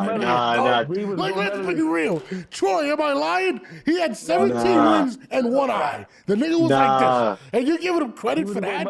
He was the WBA champion, bro. He had no eye. He was an Olympian. He was a gold medalist. Tito made sure he had no eye after that fight. He showed up there with one eye like this. Yo, bro. Troy, he was like this, bro, the whole fight, bro. He had one fucking eye, bro. Are you kidding me right now? All right, here we go. I thought David Reed is the person who blew his eye out. And he got dropped by David Reed. It was already blew out. Tito used to Yeah, get she was dropped all the out. time. No. Go watch the fight.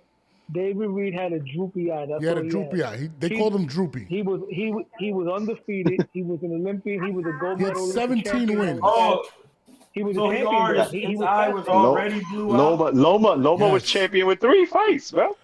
Fernando Come Vargas on had like now. 18 fights. And first of all, Vargas had 18 fights, and he had the worst haircut in the history of boxing.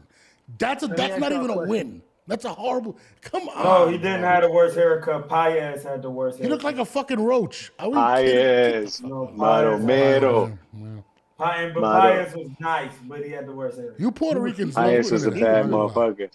You Puerto Ricans love Trinidad. Tito was the best. Tito unified. Tito's the I am last. Puerto Rican. Right I'm now, the one Puerto Rican that I'm not crazy about Tito. I'm not gonna lie. there hasn't been a Puerto Rican to unify the championship since Tito until now. Oscar Calazo. He unified No, the two-way classes. unified the division. Cotto never unified any division, No. bro. And once again, all due respect, and I hate to shit on Wama, Yo, you Camacho, disrespected Cotto, my nigga. none of them niggas unified. Bro. Tito had a Chevy, run. what up? You know what that is? Yeah. To hold the division down hostage from He 1994 made like 14 to defenses 1999. of the IBF He championship. He didn't duck nobody. Took on all contenders, number one contenders. The only dude that he didn't fight in his era was Ike Corte, because Oscar got to him first, and the Mexican kid named Jose Luis Lopez, the Maestrito. That was a fucking monster. He right beat there. Maurice Blanca. He beat Maurice Blanca. Blanca was shit. He was the champ. By that time, but he still beat him He though. was garbage. You know what I'm saying? And he was doing Nah. it at 20 years old. You know what I mean? He was getting smoked. He was fighting dudes get prime. Look at the tail of the tape when he fought Yogi Boy Campos. He was only 21 years old. Campos was 22. Somebody said shout he out. was- My favorite man. Puerto Rican fighter of all time was Camacho. That was my favorite Puerto Rican fighter of all time. That's a good pick. That's I'm that just dude. saying, That's my guy. That was that dude. Even he didn't was the unify most titles gifted. though. I mean, he he was was the too busy most doing gifted. coke. That's his problem. I mean, he was a great fighter, but nigga My was favorite high every Puerto week. Rican fighter would have to be What he said? Hector Camacho. Man, that's mine too. Hector Camacho. Hector Camacho's my favorite. Alfredo Benitez. Them is my favorite Puerto. I like Edwin Rosario too, though. He was Edwin just. I just Chapo. he Chapo was just- strong. Just the way he fought, like his style was different, but he still had all the attributes of a good all-time great. Like Yeah, Chapo he was a little solid, bro. awkward. He was a Rosario little was awkward hard. because he was a little awkward because he kept his elbows out a little bit, but he had good fundamentals, and he'd arguably top 3, one of the greatest punchers ever at 135. When you talk about 135, hardest punchers ever, you got to mention Rosario, you got to mention Javante, and then you got to go with Duran. I got one for you guys. How about Ivan Calderon? Hold on. Where does Canelo rank in the Talking about greatest Puerto Rican 135. fighters of all time? Canelo's Mexican. No. I traded him 2 years ago for Berlanga, so he's Puerto Rican now. Berlanga is Mexican. So where did we rate Canelo as the great Puerto Rican fighters of all time? I'm not doing that. We traded Berlanga, That's low. like, that's like saying if I had cornrows, I had fucking cornrows. I'm bored. I'm not doing that. What? Canelo's Puerto Rican. We traded him for What? Berlanga. I already that told was you guys. crazy. I don't know what he just said. He said about cornrows. This is what I will say. Yeah, listen Canelo's to the the greatest boxing Mexican of all time. Huh? That was boxing voice logic. Yeah, that was That crazy. was boxing. That was some nut ass shit. If I ever And heard them is that. my Well, niggas. I couldn't picture Well, with I cornrows. Yeah, you actually Oh, do shit shit. the fuck. That's like saying if I, you know what I'm trying to say, man. But anyway, what I will say is Canelo is the greatest Mexican of all time. He surpassed Chavez for me. Oh, you better not say that in Mexico. They'll fucking shoot you. See, Chevy's Hey, with me. listen. She loves that trade too. I'm with her. We traded him about 2 years ago. I'm gonna say the fact that at one point in time, Canelo, he had a fight going on. Somebody had kidnapped his family member. His brother.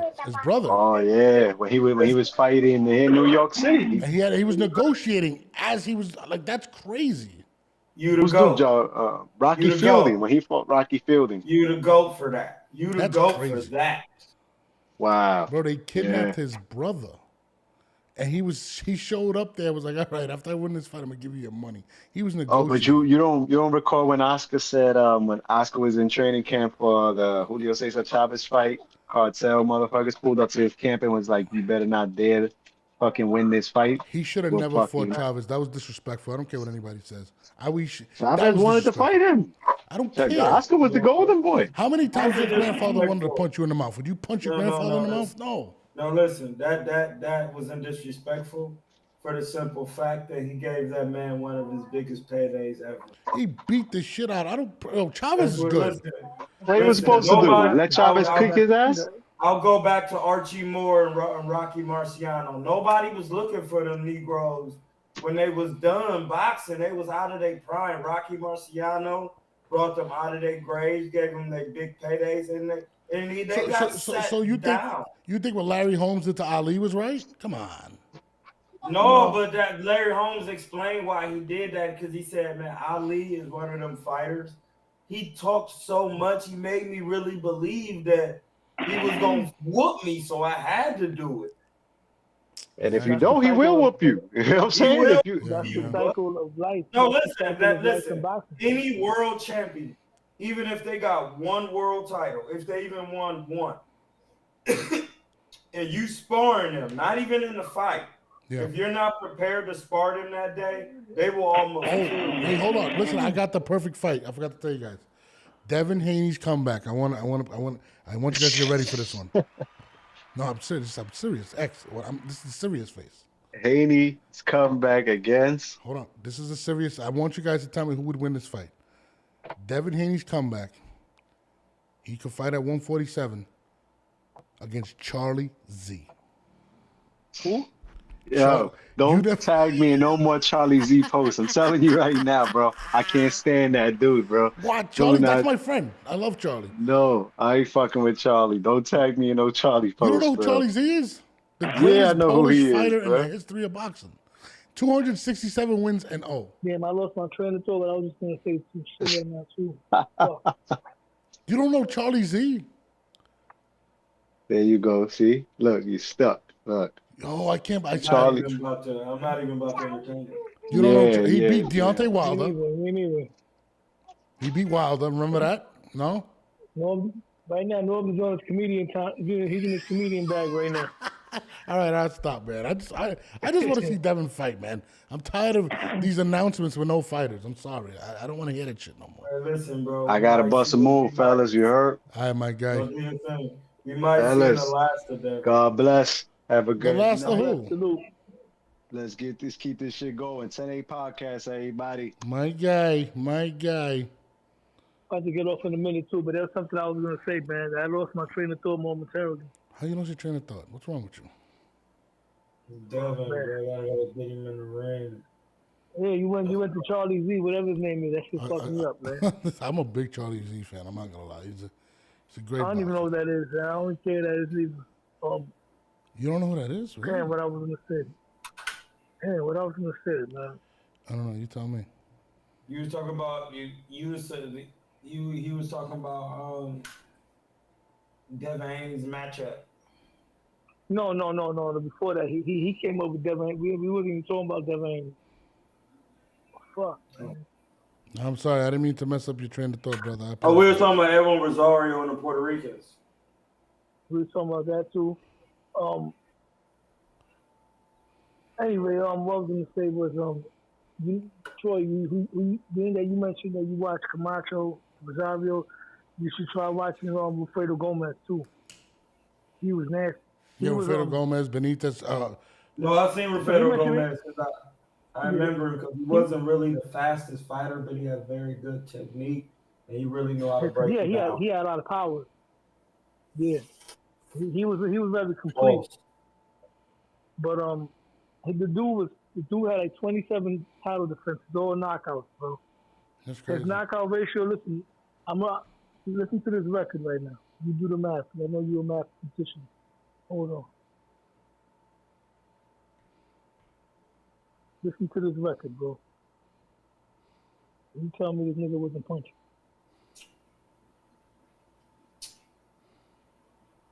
Here we go. Alfredo Gomez record. You ready? Let's go. This dude was 44-3. One draw was 42 knockouts. Jesus Christ. He's killing people. And mind you, this was a dude under 135.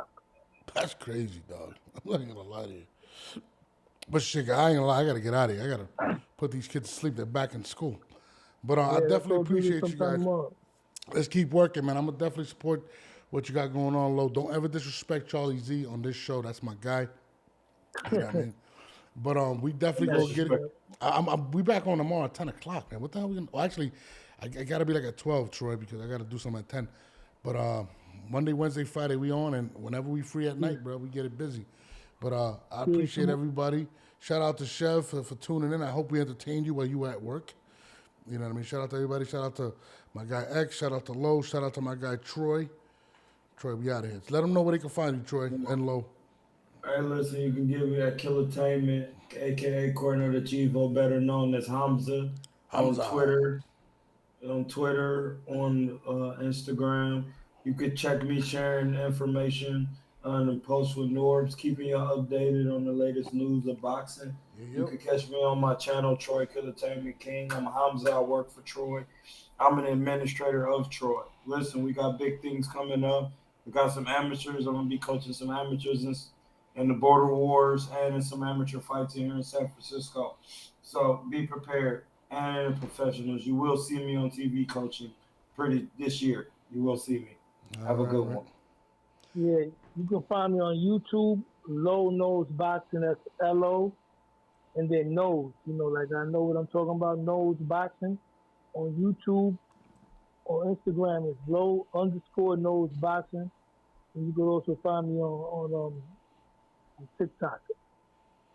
All right, my guy. I do a lot of historian talk. I bring in current boxing and compare it to historic events to show that there's nothing new under the sun. Man. You have a good one. You're a trader. You got a TikTok. You're a trader. You with these kids. My guy, we out of here, bro. Appreciate y'all. Well, we are out. I appreciate y'all for tuning in.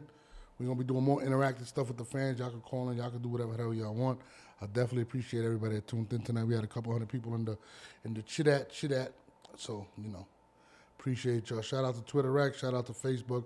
If you're tuned in on YouTube, Facebook, X, whatever, appreciate y'all for being tuned in. It's your boy, and we are out. I got so much motherfucking design on right now. Every time, bring it back, nigga, come out, I got 3 old guys, I'm